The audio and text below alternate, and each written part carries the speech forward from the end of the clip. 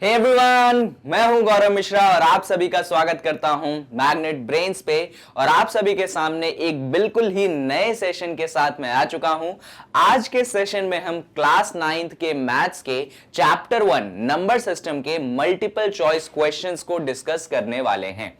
आज के वीडियो में हम देखेंगे कि नंबर सिस्टम्स पे कौन कौन से एमसीक्यूज आपके एग्जाम में आ सकते हैं, उनको हम यहां पे सॉल्व करेंगे। साथ में मैं आपको यह भी बताना चाहूंगा कि जो नंबर सिस्टम चैप्टर है इसके एमसीक्यू को मैं 3 पार्ट में बना रहा हूं। जो पहला पार्ट है वो आपके डेसिमल एक्सपांशंस पे बेस्ड होगा और रैशनल नंबर और इर्रेशनल नंबर पे बेस्ड होगा। जो सेकंड पार्ट होगा वो आपके रैशनलाइजेशन पे बेस्ड होगा और जो थर्ड पार्ट होगा वो आपके एक्सपोनेंट्स एंड पावर्स पे बेस्ड होगा। इस तरीके से जो आपका पूरा क्लास 9th का नंबर सिस्टम चैप्टर है उसके हर इंडिविजुअल टॉपिक पे मैं आपको एमसीक्यू दे दूंगा, जिससे आपका एमसीक्यू वाला पार्ट बहुत अच्छे से प्रिपेयर हो जाए। और ये सारी चीजें आपको मैग्नेट ब्रेन्स प्रोवाइड करवाता है फ्री ऑफ कॉस्ट, यानी कि मैग्नेट ब्रेन्स पे आपको 2 चैप्टर्स पढ़ने के बाद किसी भी तरीके का पेमेंट करने की जरूरत नहीं है। सब कुछ आपके लिए फ्री है। आप इस सब चीजों को एक्सेस कर सकते हैं मैग्नेट ब्रेन्स की वेबसाइट से, जो कि है www.magnetbrains.com। तो चलिए, तो ये तो बात हो गई मैग्नेट ब्रेन्स की। टारगेट ऑलरेडी आपको बता दिया है मैंने कि आज के सेशन में हम नंबर सिस्टम से रिलेटेड एमसीक्यूज को करेंगे। 3 पार्ट में होंगे, ये भी बता दिया है मैंने। और ये वाला जो पार्ट है वो फोकस रहेगा रैशनल नंबर्स, इर्रेशनल नंबर और डेसिमल एक्सपांशंस पे। तो इसके बाद के जो एमसीक्यूज हैं वो भी देखना जरूरी है और ये एमसीक्यू भी देखना बहुत अच्छे से जरूरी है। अब सुनिए, आपके मन में एक डाउट होगा कि सर ये एमसीक्यू बहुत जरूरी है क्या एग्जाम के लिए? हमने तो कॉन्सेप्ट वीडियोस देख लिए हैं, आपके द्वारा दिया गया वन शॉट रिवीजन भी देख लिया हमने, कंप्लीट चैप्टर रिवीजन भी देख लिया। क्या ये एमसीक्यूज करना जरूरी है? तो बिल्कुल, ये एमसीक्यूज करना बहुत ज्यादा जरूरी है, क्योंकि यहां पे सिर्फ एक क्वेश्चन रहता है और 4 ऑप्शन रहते हैं। ऐसा मत सोचो इसको, यहां पे इसको ऐसा सोचिए कि एक क्वेश्चन है और उससे मिलते जुलते 4 ऑप्शन है। तो आपको सिर्फ आंसर टिक नहीं करना, आपको एक प्रोसेस में जाना है जहां पे यह भी पता लगाना है कि कौन से 3 ऑप्शन गलत है और कौन सा वाला ऑप्शन सही है। तो ऐसे सिचुएशन में आपका क्वेश्चन थोड़ा सा और ट्रिकी हो जाता है और हमें दिमाग थोड़ा ज्यादा लगाना पड़ता है। तो हम सिर्फ एग्जाम के पॉइंट ऑफ व्यू से एमसीक्यूज नहीं लाए हैं, हम लाए हैं आपके कॉन्सेप्चुअल अंडरस्टैंडिंग को बढ़ाने के लिए एमसीक्यूज लाए हैं। भैया एमसीक्यूज जब आप करते हो तो आपका कॉन्सेप्ट ज्यादा क्लियर होता है, आप ज्यादा अच्छे से समझ पाते हैं कि एक्चुअली क्वेश्चन को देख के करना क्या है। तो इन्हीं अच्छी बातों को ध्यान रखते हुए फटाफट हम एमसीक्यू सीरीज को स्टार्ट कर देते हैं। और ये रहा आपके सामने मेरा पहला सवाल। एक और बात, ये वाला जो एमसीक्यू है आपके रैशनल नंबर से इर्रेशनल नंबर टर्मिनेटिंग डेसिमल पे, ये एमसीक्यूज का लेवल उतना ज्यादा हाई मैंने नहीं रखा है, सिंपल लेवल रखा है, जिससे आपको बहुत आसानी से समझ में आ जाए। आगे वाले एमसीक्यूज का लेवल थोड़ा सा दमदार रहेगा, आप थोड़े से ज्यादा परेशान होंगे। चलिए फिलहाल क्वेश्चन 1 की बात कर लें। Which one of the following is a correct statement? भाई आपके पास 4 ऑप्शन है, आपको बताना है इनमें से कौन सा स्टेटमेंट करेक्ट है। Decimal expansion of a rational number is terminating. Rational number का डेसिमल एक्सपांशन टर्मिनेटिंग होता है, ये सही है या गलत है? तो सुनिए, आपको मैंने बताया था कि दुनिया में जितने भी रैशनल नंबर होते हैं, जितने भी, मतलब मैं सभी रैशनल नंबर्स की बात कर रहा हूं, अगर उनके डेसिमल एक्सपांशंस की बात करेंगे आप, तो 2 टाइप्स के डेसिमल एक्सपांशन दिखाते हैं वो। एक वो दिखाते हैं टर्मिनेटिंग और दूसरे वो दिखाते हैं आपके नॉन टर्मिनेटिंग रिपीटिंग। ये है आपके रैशनल नंबर के डेसिमल एक्सपांशन के टाइप। टर्मिनेटिंग का मतलब वो खत्म हो जाते हैं। फॉर एग्जांपल मान लीजिए आपके पास 1/2 है तो आंसर आ जाता है आपके पास 0.5। ये यहां पे टर्मिनेट हो गया, खत्म हो गया।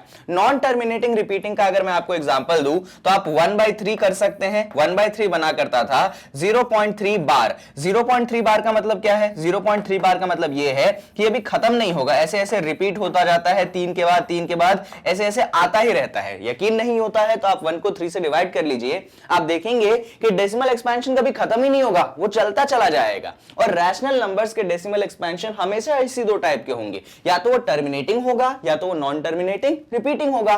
तो पहला ऑप्शन ये बोल रहा है कि भैया decimal expansion of a rational number is terminating. नहीं, गलत है। क्यों गलत है? क्योंकि सिर्फ टर्मिनेटिंग नहीं होगा, कभी वो टर्मिनेटिंग भी होगा, कभी वो नॉन टर्मिनेटिंग रिपीटिंग भी होगा। दोनों ही हो सकते हैं, तो सिर्फ एक की बात यहां पे नहीं चल सकती, इसीलिए हमारा ए ऑप्शन तो आंसर नहीं हो सकता है। आगे बढ़ते हैं। Decimal expansion of a rational number is non terminating. Again वही बात, भैया रैशनल नंबर का या तो टर्मिनेटिंग या तो नॉन टर्मिनेटिंग रिपीटिंग, ऐसा तो चल ही नहीं सकता कि सिर्फ आप नॉन टर्मिनेटिंग पे टिक लगा दो, दोनों ही हो सकते हैं, दोनों में से कोई सा भी हो सकता है, इसीलिए हम बी ऑप्शन को भी टिक नहीं लगाएंगे। तीसरा option, decimal expansion of an irrational number is terminating. अब बात की जा रही है कि मान लीजिए आपके पास एक इररेशनल नंबर है, उसके डेसिमल एक्सपांशन के बारे में आपका क्या ख्याल है? तो अगर मैं बात इररेशनल नंबर की करूं तो ये लॉजिक मैंने आपको पहले भी बताया था कि इररेशनल नंबर के केस में अगर आप डेसिमल एक्सपांशन की बात करेंगे तो वो होता है नॉन टर्मिनेटिंग नॉन रिकरिंग या नॉन टर्मिनेटिंग नॉन रिपीटिंग। मैंने आपको बताया था दुनिया में जितने भी इररेशनल नंबर हैं उन सबका decimal expansion non terminating non repeating ही होगा, इसके अलावा और कुछ नहीं होगा। पर ये तो बोल रहा है कि भैया decimal expansion of irrational number terminating होना चाहिए, नहीं, वो तो नॉन टर्मिनेटिंग नॉन रिपीटिंग होना चाहिए, इसीलिए हमारा सी ऑप्शन भी खारिज हो गया। और फाइनली आ जाते हैं हम डी ऑप्शन पे, decimal expansion of an irrational number is non terminating and non repeating. आप देख सकते हैं इसमें यह बोला गया है कि अगर आपके पास एक इररेशनल नंबर है तो उसका डेसिमल एक्सपांशन होगा non terminating and non repeating. वही बात हो गई, नॉन टर्मिनेटिंग का मतलब क्या, नॉन का एन ले लो, टर्मिनेटिंग का टी ले लो, नॉन का एन ले लो, रिपीटिंग का आर ले लो। यानी कि ये जो फोर्थ ऑप्शन है ये वही बात बोल रहा है कि भैया इररेशनल नंबर का decimal expansion non terminating non repeating होगा, और ये सही स्टेटमेंट है, इसीलिए जो हमारा करेक्ट आंसर है वो कौन सा हो जाएगा, वो हमारे पास डी हो जाएगा। अब आप बोलोगे सर ये तो इतना आसान क्वेश्चन था, हम क्वेश्चन देखते टिक लगा देते। आप में से बेशक कुछ बच्चों ने क्वेश्चन देखते ही टिक लगा दिया होगा।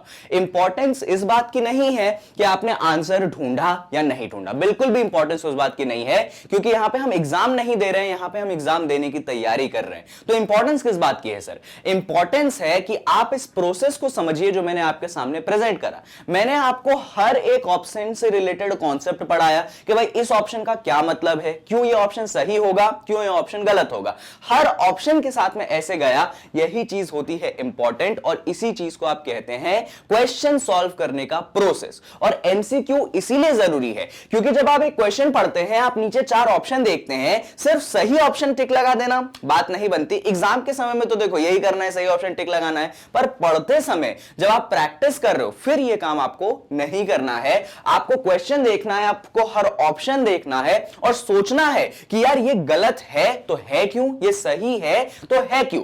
ऐसे करोगे आप तो एमसीक्यू एक रिवीजन का काम करते हैं आपके पूरे ही चैप्टर का, इसीलिए एमसीक्यू जरूरी है क्योंकि ओवरऑल आपके चैप्टर को ये कंप्लीट करके देंगे। चलिए, तो यहां पे हमने क्वेश्चन 1 को कर दिया है खत्म, एंड आई होप कि आपका जो डेसिमल एक्सपांशन वाला पार्ट है वो थोड़ा रिवाइज हो गया होगा, कॉन्सेप्ट आप सीख चुके होंगे। चलिए, तो क्वेश्चन नंबर 2 पे हम कूद पड़ते हैं।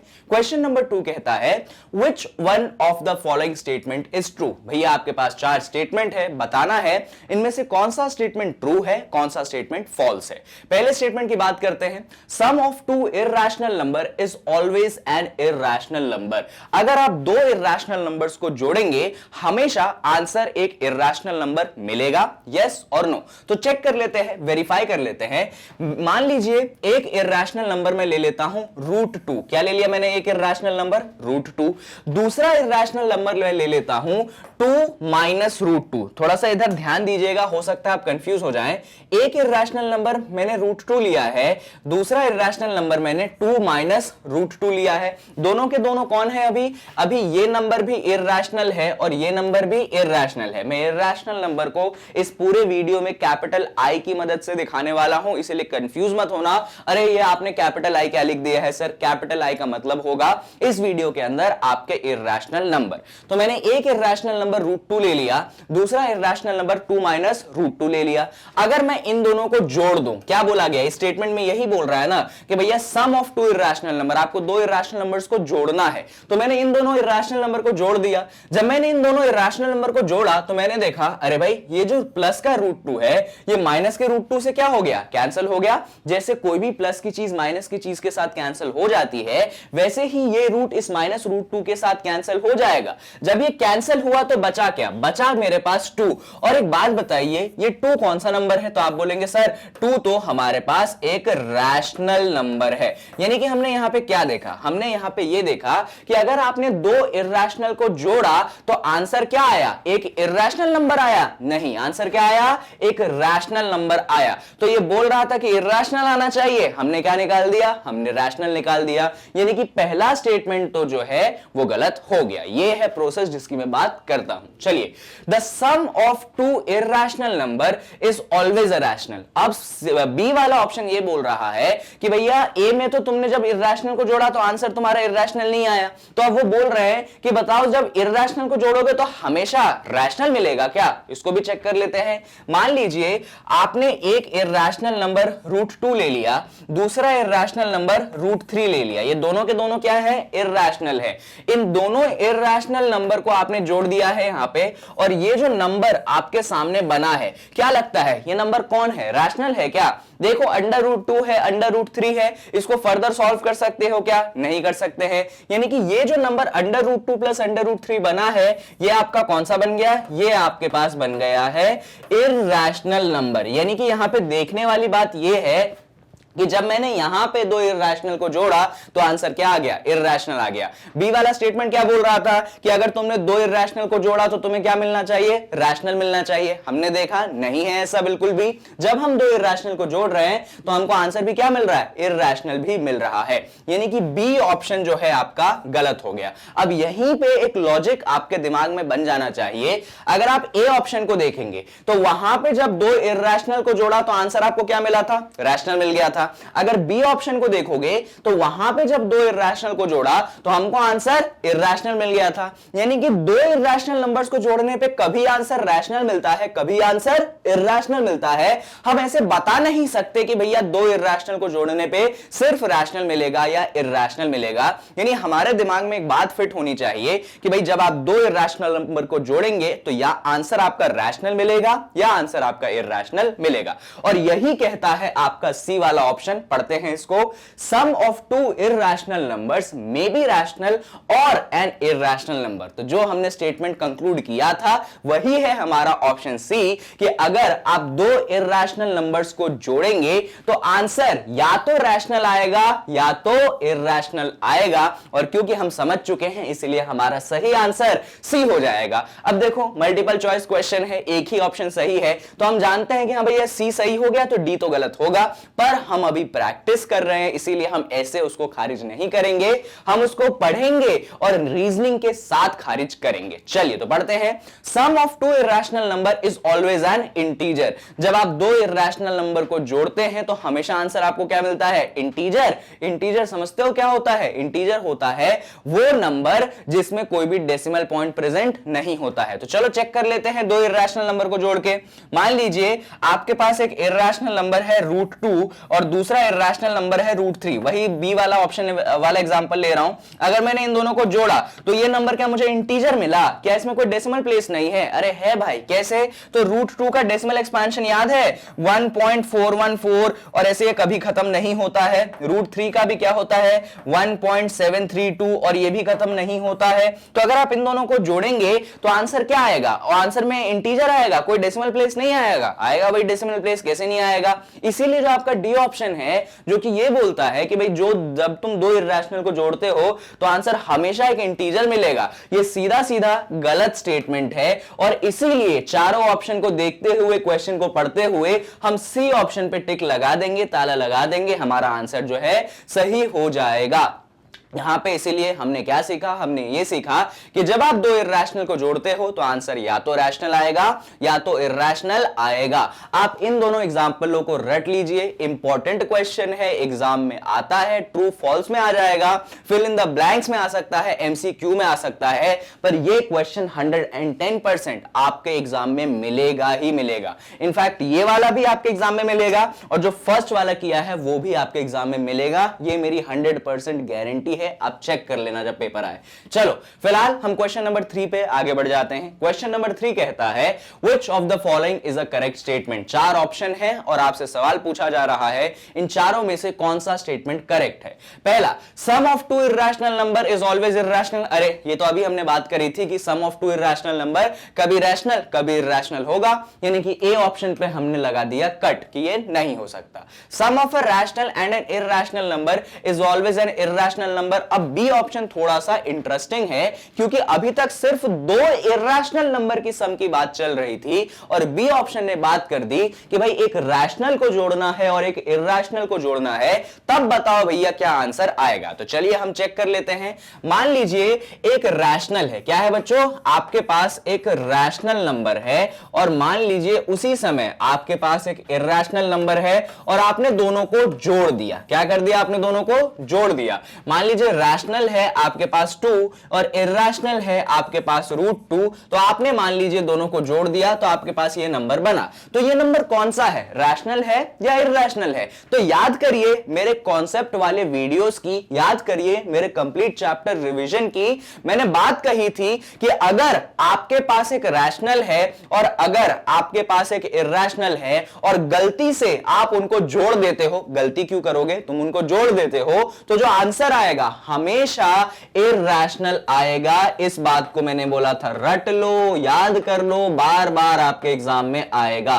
तो यहां पे हमको ये याद हो गया, रिवाइज हो गया कि अगर हमने रैशनल और इर्रेशनल का एडिशन किया तो आंसर जो बनेगा वो एक इर्रेशनल नंबर बनेगा। तो इसीलिए ये जो स्टेटमेंट बी है ये भी यही बात कहता है कि भैया sum of rational and irrational number is always an irrational number. तो हमारा बी ऑप्शन जो है वो यहां पे टिक हो चुका है। चलिए बात यहां पे खत्म नहीं करेंगे, सी और डी को पढ़ेंगे और उनको अभी लॉजिक से खारिज करेंगे।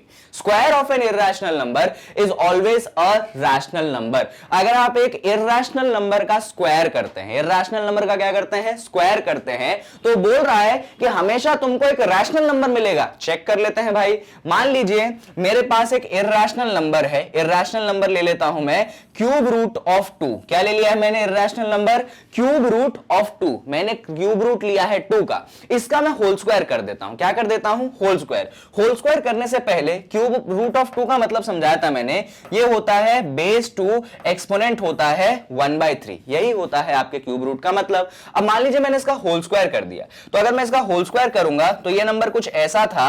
होल स्क्वायर मतलब इसके ऊपर मैंने पावर क्या चढ़ा दी, इसके ऊपर पावर मैंने 2 चढ़ा दी। इसको थोड़ा सा और सॉल्व कर लेते हैं। तो देखो होता यह है कि अंदर जो एक्सपोनेंट होता है ये बाहर वाले एक्सपोनेंट से मल्टीप्लाई हो जाएगा, तो ये बनेगा बेस 2 और 1/3 जब 2 से मल्टीप्लाई होगा क्या बनेगा, 2/3 बनेगा। ये जो आपके पास नंबर है बेस 2 एक्सपोनेंट 2/3, क्या आपको ये रैशनल नंबर कहीं से लगता है? सोच के देखो जरा, एक्सपोनेंट क्या है, फ्रैक्शन में है, इसीलिए ये क्या होगा, इर्रेशनल नंबर होगा। तो ये जो स्टेटमेंट कहता है कि अगर एक इर्रेशनल नंबर का आप स्क्वायर करते हैं तो हमेशा रैशनल मिलेगा, ये भी आपका गलत स्टेटमेंट यहां पे हो गया। चलिए लास्ट ऑप्शन डी पे आते हैं। Sum of two rational number can never be an integer. अगर 2 रैशनल नंबर का सम करोगे तो कभी भी इंटीजर नहीं मिलेगा। झूठ है या सच, तो चलो कर लेते हैं चेक। मान लीजिए आपके पास एक रैशनल नंबर 2 है और दूसरा रैशनल नंबर 3 है। अगर आपने इन दोनों को जोड़ा आंसर क्या मिल गया, आंसर आपके पास 5 मिल गया। क्या 5 एक इंटीजर नहीं है? अरे सर बिल्कुल 5 एक इंटीजर है।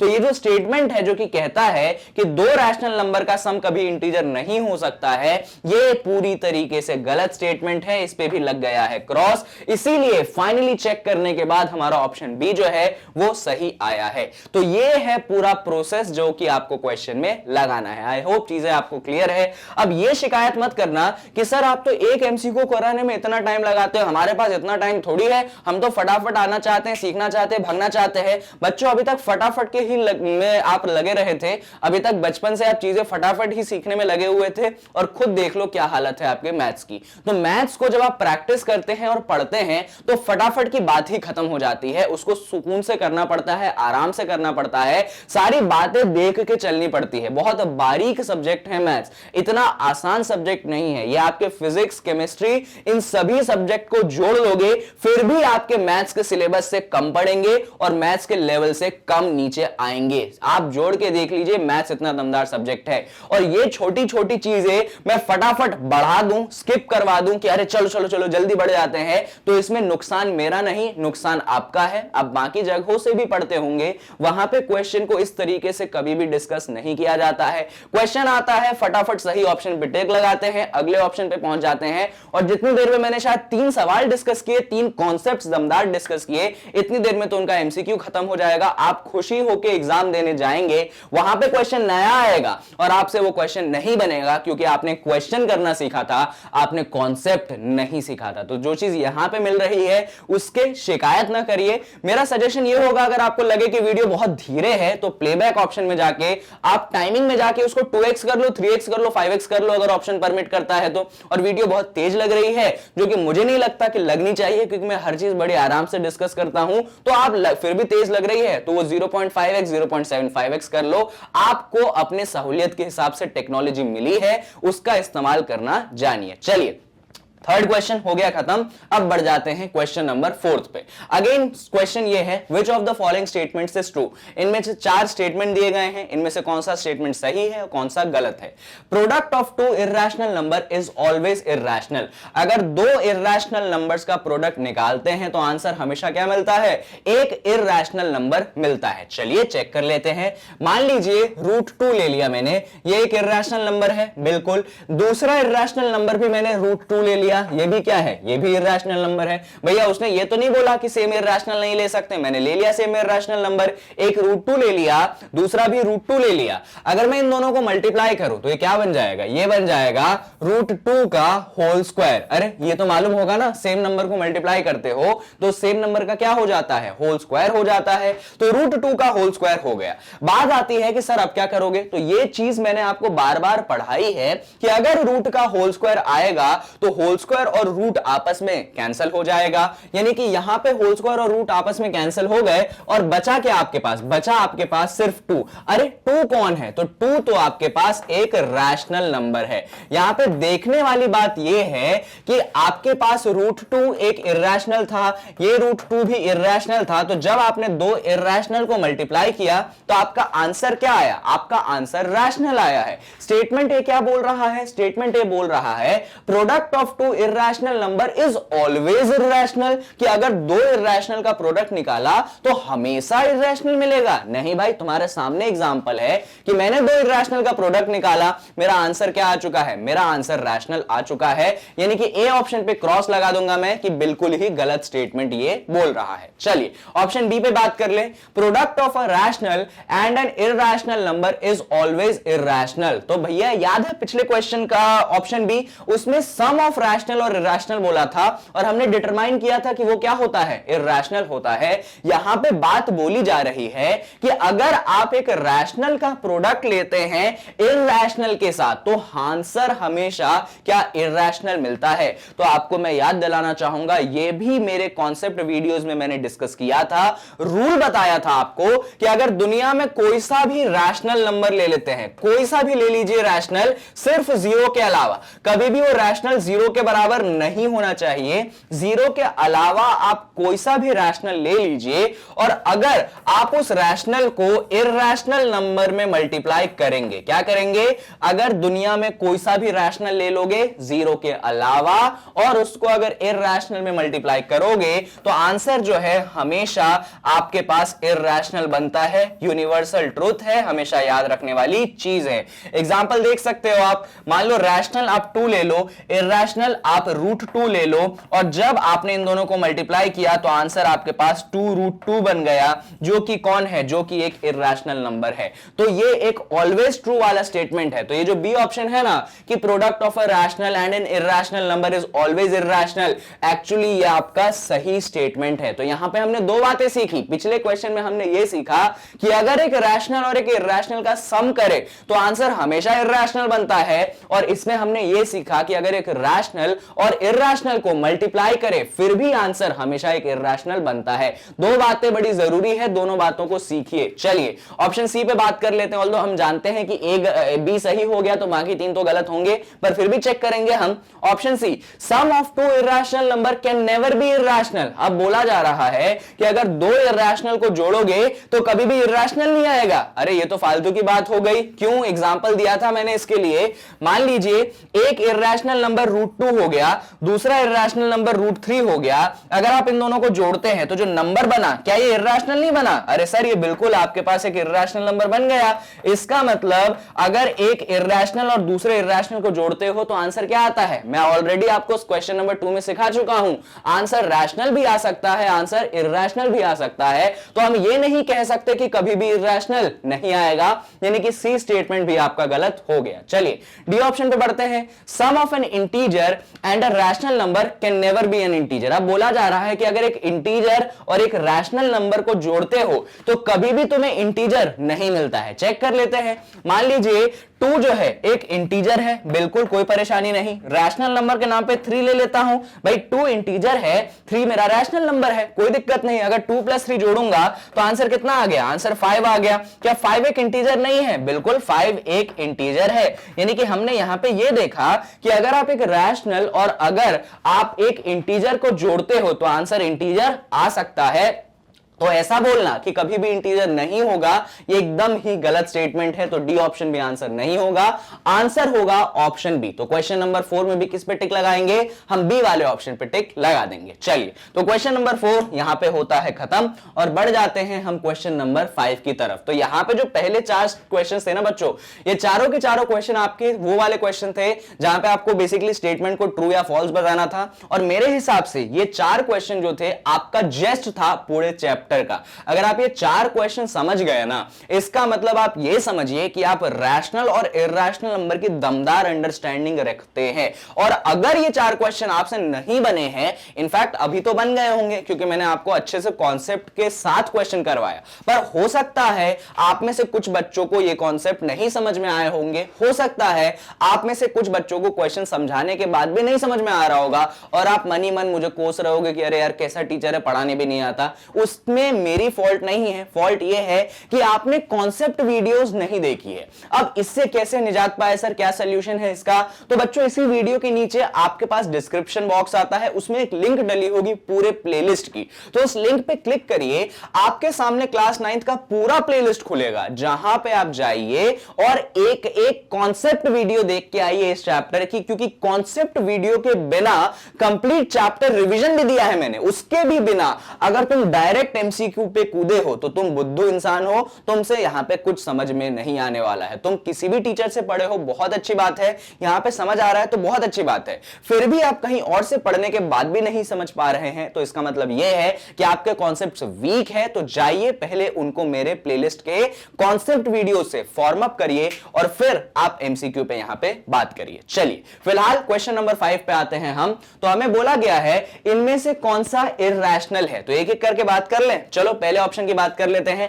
पहले ऑप्शन में आपको क्या दिया गया है? आपको दिया गया है √4 अपॉन, अरे अंडर का साइन छोटा हो गया, कोई बात नहीं, ये दिया गया है √4 अपॉन 9। मैंने आपको सिखाया था जब अंडर रूट के अंदर 2 नंबर प्रेजेंट होते हैं तो अंडर रूट डिवाइड हो जाता है, मतलब √4 के पास भी चला जाएगा, √9 के पास भी चला जाएगा। √4 आपको 2 दे देगा, √9 आपको 3 दे देगा। अब ये मत बोलना कि ये तुमको नहीं मालूम है, भैया मालूम है कि जब √4 करते हो तो तुमको क्या मिलता है? तुमको 2 मिलता है। जब √9 करते हो तो क्या मिलता है? तुमको 3 मिलता है। तो आंसर क्या मिला? आंसर 2/3 मिला। 2/3 क्या है भाई? 2/3 एक्चुअली एक ऐसा नंबर है जो कि P/Q के फॉर्म में लिखा जा सकता है, जहां पे P और Q क्या है? इंटीजर है, और जहां पे Q जो है वो 0 के बराबर नहीं है। अरे सर ये तो डेफिनेशन मिलती जुलती लग रही है, किससे? रैशनल नंबर से। यानी कि ए वाला ऑप्शन रैशनल हो गया। हमसे बात की गई थी कौन सा इर्रेशनल है, तो क्या हम ए वाले ऑप्शन को टिक करेंगे? नहीं करेंगे, क्योंकि वो इर्रेशनल नहीं है। वो कौन है? वो आपका रैशनल है। तो ए वाले का पत्ता तो यहां पे जाता है कट। चलिए अब बी वाले ऑप्शन की हम बात कर लेते हैं। अगर आप बी वाले ऑप्शन को ध्यान से देखेंगे तो ऑप्शन क्या है, ऑप्शन है आपके पास 4/5 और 4/5 को देख के सीधा सीधा पता चलता है कि यार ये तो एक रैशनल नंबर है। क्यों?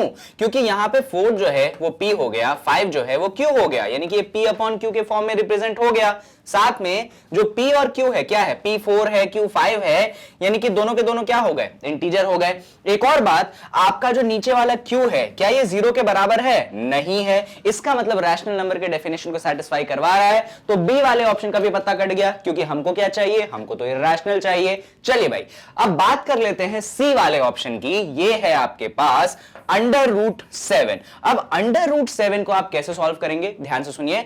अंडर रूट के अंदर है 7। मैंने आपको एक लॉजिक दिया था, अगर आपको याद हो तो, कि अगर अंडर रूट के अंदर परफेक्ट स्क्वायर हो, क्या हो, परफेक्ट स्क्वायर, तो आंसर आपको क्या मिलता है, आंसर आपको हमेशा मिलता है एक रैशनल नंबर। और वहीं पे अगर अंडर रूट के अंदर आपके पास प्रेजेंट होता है एक इम्परफेक्ट स्क्वायर, कौन सा स्क्वायर बच्चों, इम्परफेक्ट स्क्वायर, तो आपको आंसर मिल जाता है इरैशनल। तो ये खेल होता है अंडर रूट के साथ डील करने का, कि परफेक्ट स्क्वायर का अंडर रूट देगा रैशनल, इम्परफेक्ट स्क्वायर का अंडर रूट देगा इरैशनल। अब बात होती है सर ये परफेक्ट स्क्वायर क्या होता है, इम्परफेक्ट स्क्वायर क्या होता है, तो देख लीजिए। अगर परफेक्ट स्क्वायर की बात करूं मैं, तो देखो जैसे कि 1 का होल स्क्वायर करोगे आपको 1 मिलेगा, आप 2 का होल स्क्वायर करोगे आपको 4 मिलेगा, आप 3 का होल स्क्वायर करोगे आपको 9 मिलेगा। ये जो 1 4 9 है ये परफेक्ट स्क्वायर है, क्योंकि ये किसी ना किसी नेचुरल नंबर के होल स्क्वायर है। वहीं पे यहां पे जो नंबर है आपके पास अंदर 7, क्या ये 7 आपको इधर आरएचएस में कहीं मिल रहा है, देखो 1 का होल स्क्वायर किया 1, 2 का होल स्क्वायर किया 4, 3 का होल स्क्वायर किया 9, यानी कि 7 के लिए ऐसा कोई नंबर एग्जिस्ट नहीं करता है। इसका मतलब 7 जो है ना वो एक इम्परफेक्ट स्क्वायर है। और जैसे ही हमने यहां पे इम्परफेक्ट स्क्वायर का अंडर रूट लिया तो आप जानते हैं आपको आंसर क्या मिलेगा, आपको आंसर मिलेगा इरैशनल। हमको कौन सा नंबर चाहिए, हमको भी इरैशनल चाहिए था, इसलिए हमारा सी ऑप्शन जो है वो सही हो गया। पर हम डी को भी चेक कर लेते हैं कि डी सही है या गलत। तो डी ऑप्शन के केस में आपको अंडर रूट के अंदर 81 दिया गया है। अब इधर सुनिए 81 क्या है, क्या एक परफेक्ट स्क्वायर है या नहीं है, तो मैं आपको याद दिलाना चाहूंगा। अगर आप 9 का होल स्क्वायर करते हैं तो आपको मिल जाता है 81, यानी कि 81 जो है एक परफेक्ट स्क्वायर है। इनफैक्ट जब आप अंडर रूट 81 निकालोगे या आपको क्या आंसर देगा, या आपको आंसर 9 देगा। और 9 रैशनल है या इरैशनल, तो 9 रैशनल है, यानी कि डी ऑप्शन भी क्या हो गया, डी ऑप्शन आपके पास रैशनल हो गया। पर क्योंकि हमको इरैशनल चाहिए इसीलिए आपने डी ऑप्शन पे भी ऐसे कट लगा दिया। चलिए तो इस तरीके से आपका क्वेश्चन नंबर 5 होता है क्लियर। आई होप कि आपको ये जो इम्परफेक्ट स्क्वायर और परफेक्ट स्क्वायर वाला स्क्वायर रूट का जो काम था वो समझ में आ गया होगा और इसको आगे भी आप अप्लाई कर पाएंगे। फिलहाल हम क्वेश्चन नंबर 5 को खत्म करने के बाद बढ़ जाएंगे क्वेश्चन नंबर 6 की तरफ। और यहां पे भी हमको सवाल पूछा गया है कि कौन सा नंबर आपके पास इरैशनल है। अब सुनिए, यहां पे आपको फ्रैक्शन के टर्म्स में बात नहीं की गई है, आपको यहां पे डेसिमल के टर्म्स में बात की गई है। तो आपको मैं याद दिला देता हूं वही बात कि अगर आप रैशनल नंबर की बातें करते हैं तो रैशनल नंबर में दो टाइप के डेसिमल एक्सपांशन होते हैं। एक होता है आपके पास टर्मिनेटिंग और दूसरा क्या होता है आपके पास, दूसरा होता है आपके पास नॉन टर्मिनेटिंग रिपीटिंग। वहीं पे आप अगर इरैशनल नंबर की बात करते हैं तो वहां पे जो डेसिमल एक्सपांशन होता है वो होता है नॉन टर्मिनेटिंग नॉन रिपीटिंग। तो बस आपके पास इन चार ऑप्शन में से इरैशनल आपको ढूंढना है। तो इरैशनल के लिए आप उस डेसिमल एक्सपांशन को ढूंढिए जहां पे नॉन टर्मिनेटिंग नॉन रिपीटिंग है। हम शुरुआत फर्स्ट वाले से करेंगे। यहां पे डेसिमल एक्सपांशन है 0.14। क्या 0.14 टर्मिनेटिंग है कि नॉन टर्मिनेटिंग रिपीटिंग है कि एनटीएनआर है? तो उसके लिए हम देखेंगे कि 0.14 तो कुछ डेसिमल प्लेसेस के बाद खत्म हो गया, आगे कंटिन्यू नहीं हो रहा है। इसका मतलब ये कौन सा हो गया? इसका मतलब ये आपके पास टर्मिनेटिंग हो चुका है। बहुत बढ़िया। अब हम बात कर लेते हैं ऑप्शन बी की। ऑप्शन बी को अगर आप देखोगे तो यहां पे आपके पास नंबर है 0.1416 पे लगा है बार, नंबर है 0.14 और 16 पे लगा है बार। अगर 16 पे आपने यहां पे बार लगा दिया इसका मतलब ये क्या हो गया, इसका मतलब ये हो गया 0.14 तो नॉर्मल है, ये 16 क्या होंगे, रिपीटेड होंगे। इस तरीके से 16 क्या हो गया, रिपीटेड हो गया और ये कभी भी ऐसे खत्म नहीं होगा। तो खत्म नहीं हो रहा है इसलिए नॉन टर्मिनेटिंग, रिपीट हो रहा है इसलिए रिपीटिंग, इसलिए नंबर क्या बन गया, नॉन टर्मिनेटिंग रिपीटिंग। और क्योंकि ये नॉन टर्मिनेटिंग रिपीटिंग है, इसका मतलब ये भी आपका इरैशनल नंबर नहीं है, क्योंकि वो भी रैशनल नंबर की कैटेगरी में आता है, इसलिए आपका बी ऑप्शन भी नहीं होगा और ए तो पहले से ही नहीं होगा। चलिए अब सी ऑप्शन पे हम बात कर लेते हैं। तो सी ऑप्शन के केस में आप देख सकते हो नंबर दिया गया है आपको 0.1416 के ऊपर बार। अब इसके ऊपर बार लगाया है, इसका मतलब सुनिएगा, यहां पे इस पूरे ब्लॉक ऑफ डिजिट पे बार लगाने का मतलब यह है कि ये पूरा ब्लॉक जो है रिपीट होगा। तो इसका मैं आंसर लिख दूंगा 0.1416, फिर 1416, फिर 1416 और ऐसे ये कंटिन्यू होते जाएगा। यहां पे देखने वाली बात यह है कि ये कभी खत्म नहीं हो रहा है, इसलिए नॉन टर्मिनेटिंग हो गया, और साथ में ये रिपीट होते जा रहा है, इसलिए रिपीटिंग हो गया। तो डेसिमल एक्सपांशन कैसा आ गया, नॉन टर्मिनेटिंग रिपीटिंग आ गया। और क्योंकि नॉन टर्मिनेटिंग रिपीटिंग आ गया तो अगेन ये रैशनल नंबर की कैटेगरी में जाएगा फॉल, इसीलिए सी वाला ऑप्शन भी यहां पे आपका गलत हो जाएगा, वो इरैशनल नंबर नहीं होगा। अब हम आ जाते हैं डी ऑप्शन की तरफ। तो इतना तो हम समझ ही चुके हैं कि पहले तीन ऑप्शन गलत है, इसीलिए हमारे पास चौथा ऑप्शन सही होगा, पर फिर भी लॉजिक से बात कर लेते हैं। अगर आप यहां पे चीजों को देखें, आपके पास क्या है, आपके पास दिया गया है 0.101400140014 क्या आपको यहां पे लगता है कि मैं किसी डिजिट पे ऐसे बार चढ़ा सकता हूं? जैसे देखिए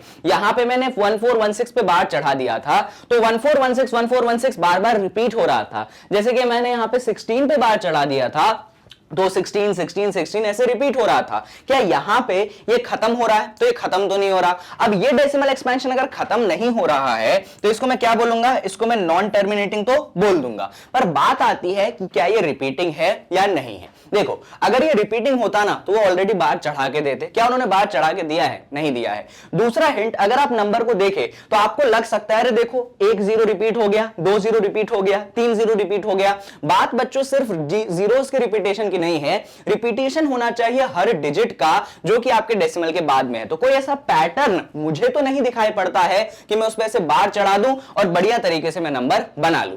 यानी कि ये जो नंबर हो गया ना, नॉन टर्मिनेटिंग तो हुआ, साथ में नॉन रिपीटिंग भी हो गया, यानी कि कुछ भी रिपीट नहीं हो रहा है। और अगर आपका decimal expansion non terminating non repeating होता है, इसका मतलब वो किसकी कैटेगरी में फॉल कर गया, इरैशनल नंबर की कैटेगरी में फॉल कर गया। यानी कि डी ऑप्शन आपका सही है और ये नंबर आपका इरैशनल है। क्योंकि रीजन भी लिख सकते हो आप, क्योंकि आपका डेसिमल एक्सपांशन जो है वो नॉन टर्मिनेटिंग नॉन रिपीटिंग यहां पे होता है। चलिए तो क्वेश्चन नंबर 6 होता है खत्म और बारी आती है आपके क्वेश्चन नंबर 7 की।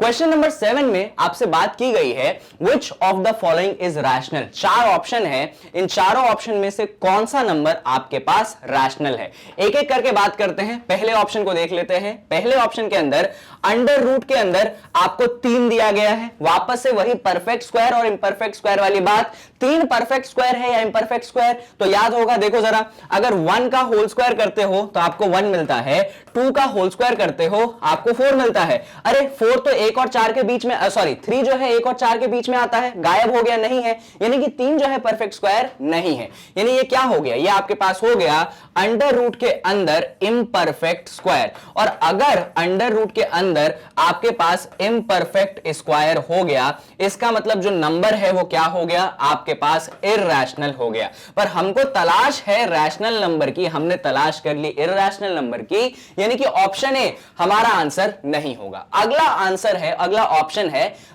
पाई। ये पाई कौन सा नंबर है भाई? तो मैंने आपको पहले भी सिखाया है कि पाई जो होता है, आप इसको रट लो, मैंने सीधे शब्दों में बोला था। पाई जो होता है इसका डेसिमल एक्सपांशन होता है non terminating non repeating. In fact इसका डेसिमल एक्सपांशन भी मैंने आपको लिख के दिखाया था। पाई होता है नॉन टर्मिनेटिंग नॉन रिपीटिंग। तो क्योंकि उसका decimal expansion non terminating non repeating है, यानी कि पाई भी एक इरैशनल नंबर है। जी हां, आपका जो पाई है ना, प्यारा सा पाई, वो क्या है, वो आपके पास एक इरैशनल नंबर है। यानी कि बी ऑप्शन भी आपका गलत हो गया, क्योंकि हमें तलाश है रैशनल की। अगला ऑप्शन है आपके पास सी, जो कि है 4/0। गजब का ऑप्शन है। चलिए देखते हैं। पहली नजर में आप बोलोगे सर देखो फ्रैक्शन की फॉर्म PYQ के फॉर्म में मैंने लिख दिया, हो गया रैशनल नंबर। पर मैं बोलूंगा कि भैया यहां पे अगर आप इसको P बाई Q के फॉर्म से कंपेयर करोगे तो आपका P जो है वो 4 आता है, Q जो है वो 0 आता है। याद है वो डेफिनेशन आपको रैशनल नंबर की, उसमें क्या बोला गया था, आपका Q कभी भी 0 के बराबर नहीं होना चाहिए। और यहां पे तो भैया सीधा सीधा दिख रहा है कि आपका Q तो 0 के बराबर होगा। तो डेफिनेशन रैशनल नंबर की ये कहती थी कि आपका जो डिनोमिनेटर है, जो आपका Q है, कभी वो 0 के बराबर नहीं होना चाहिए। पर यहां पे आप देख सकते हैं कि आपका जो डिनोमिनेटर है, जो Q है, वो 0 के बराबर है। इसका मतलब ये C ऑप्शन भी रैशनल नहीं होगा। इनफैक्ट ये जो 4/0 लिखा है ना, ये कोई स्टेटमेंट ही नहीं है, ये कोई नंबर ही नहीं है, क्योंकि आप जानते हैं दुनिया में कभी भी डिनोमिनेटर 0 नहीं होता है। तो ये जो चीज लिखी है ऑप्शन सी पूरी तरीके से इनवैलिड ऑप्शन है। आप दुनिया में ऐसा कोई नंबर नहीं लिख सकते हैं जिसको आप 0 से डिवाइड कर देंगे, क्योंकि आप डिवाइड 1 से कर सकते हो, 2 से कर सकते हो, 0 से कभी भी आप डिवाइड नहीं कर सकते हो। चलो ऑप्शन डी पे बात कर लेते हैं। यहां पे ऑप्शन डी जो है आपके ऑप्शन सी का पलट है। तो यहां पे आपको दिया गया है 0/4। पहली बात, 0 को अगर मैं 4 से डिवाइड करता हूं तो आंसर कितना मिलता है मुझे? आंसर मुझे मिलता है, अब इतना तो नॉलेज होगा आपको कि 0 को किसी भी नंबर से आप डिवाइड करेंगे या आपका न्यूमरेटर अगर 0 होगा तो आंसर आपको क्या मिलेगा? आंसर आपको 0 मिलेगा। अब बात आती है ये 0 रैशनल है या इरैशनल। तो सर ने सिखाया था कि दुनिया में जो 0 होता है एक्चुअली वो किसकी कैटेगरी में फॉल करता है बच्चों? तो वो आपके पास एक रैशनल नंबर की कैटेगरी में फॉल करता है। किसके?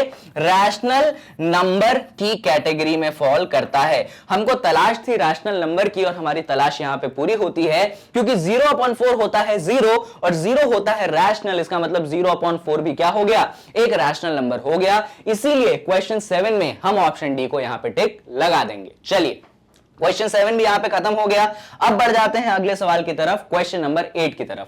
क्वेश्चन नंबर 8 में आपको एक बेहतरीन सा डेसिमल एक्सपांशन दिया गया है और आपसे सवाल पूछा जा रहा है कि भैया ये नंबर कौन सा है? क्या ये एक नेचुरल नंबर है? क्या ये एक इंटीजर है? क्या ये रैशनल है? क्या ये इरैशनल है? तो चलिए ध्यान से देखते हैं। अगर आप नंबर को देखेंगे तो नंबर आपके पास क्या है? 0.318564, फिर है 318564 और फिर से क्या है? देखो जरा ध्यान से पढ़ो, 318564, 318564, 318564। तो फिर से लिख देते हैं 318564 और ये ऐसे चल रहा है। तो यहां पे देखने ही पे पता चलता है कि जो 318564 है बार बार क्या हो रहा है? ये रिपीट हो रहा है। तो हम इसको कैसे लिख सकते हैं? हम इसको लिख सकते हैं 0.318564 के ऊपर हम क्या लगा देंगे? ऐसे बार लगा देंगे। बार लगाने का मतलब ये है कि बच्चों ये जो डेसिमल एक्सपांशन है कभी भी खत्म नहीं होगा, हमेशा चलता जाएगा। और क्योंकि हमेशा चलता जाएगा इसका मतलब ये क्या हो गया? नॉन टर्मिनेटिंग हो गया। और नॉन टर्मिनेटिंग के साथ हमेशा चल रहा है और बार लगा हुआ है, मतलब ये चीज बार बार क्या हो रही है? रिपीट हो रही है। तो नॉन टर्मिनेटिंग के साथ में ये क्या हो गया? रिपीटिंग हो गया। इसीलिए नंबर का डेसिमल एक्सपांशन क्या बन गया? नॉन टर्मिनेटिंग रिपीटिंग बन गया। और नॉन टर्मिनेटिंग रिपीटिंग बनना, इसका मतलब आप जानते हैं नॉन टर्मिनेटिंग रिपीटिंग तभी बनता है जब आपका नंबर क्या होता है? जब आपका नंबर रैशनल होता है। तो इन चार ऑप्शनों में रैशनल नंबर आपको कहां पे दिख रहा है? ऑप्शन सी में दिख रहा है मुझे। इसीलिए मैं यहां पे ऑप्शन सी को टिक लगा दूंगा कि ये जो नंबर है एक रैशनल है। लॉजिक क्या है उसके पीछे? तो भैया decimal expansion non terminating repeating है। क्वेश्चन को आप पहले यहां से यहां लाइए और यहां से आप इसको ऐसे कन्वर्ट करिए और फिर बोलिए कि नॉन टर्मिनेटिंग रिपीटिंग है और फिर जाके आप रैशनल पे टिक लगाइए। आपके पास नेचुरल नंबर नहीं होगा, क्योंकि नेचुरल नंबर क्या होते हैं? नेचुरल नंबर होते हैं 1 2 3 4 5 6, ये काउंटिंग नंबर्स आपके नेचुरल कहलाते हैं। कहीं से भी ये काउंटिंग नंबर्स की कैटेगरी में नहीं फॉल करता, तो नेचुरल तो नहीं होगा। इंटीजर का डेफिनेशन ही यही है कि डेसिमल पॉइंट नहीं होना चाहिए। यहां पे तो भर भर के डेसिमल पॉइंट है, तो इंटीजर भी नहीं हो सकता।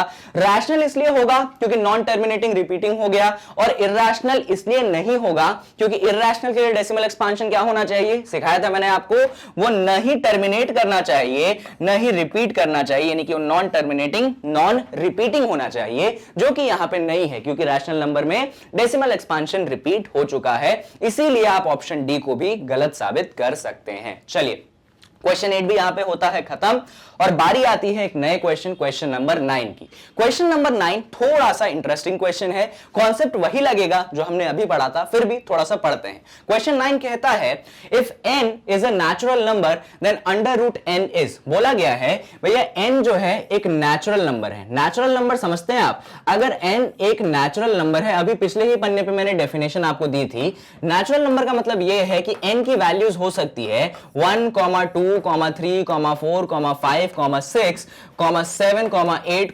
9, 10 और ऐसे ये कभी भी खत्म नहीं हो जाएगा। ठीक है, तो ये आपके पास n की अलग अलग वैल्यूज हो सकती हैं। आपको n पे बात नहीं करनी है, आपको बात करनी है अंडर रूट n पे, और इसी के लिए आपको 4 ऑप्शन दिए गए हैं। तो बोला जाता है कि भाई अंडर रूट n जो है क्या हमेशा एक नेचुरल नंबर देगा? तो मैं बात करूंगा, ठीक है, ऐसा करो n की जगह यहां पे आप 2 पुट कर दो। क्या पुट कर दो n की जगह? 2।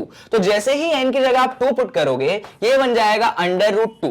अंडर रूट 2 क्या है? एक रैशनल है कि इरैशनल है? तो सर ये तो एक आपके पास नेचुरल नंबर कभी नहीं देगा। ऑप्शन ए बोल रहा है कि आपको एक नेचुरल नंबर देना चाहिए। अंडर रूट 2 कितना भी करोगे तुम, नेचुरल नंबर कभी नहीं देगा। इनफैक्ट वो जो नंबर देता था उसका डेसिमल एक्सपेंशन में याद दिला दूं, मैंने आपको बताया था 1.414 ऐसे होता है।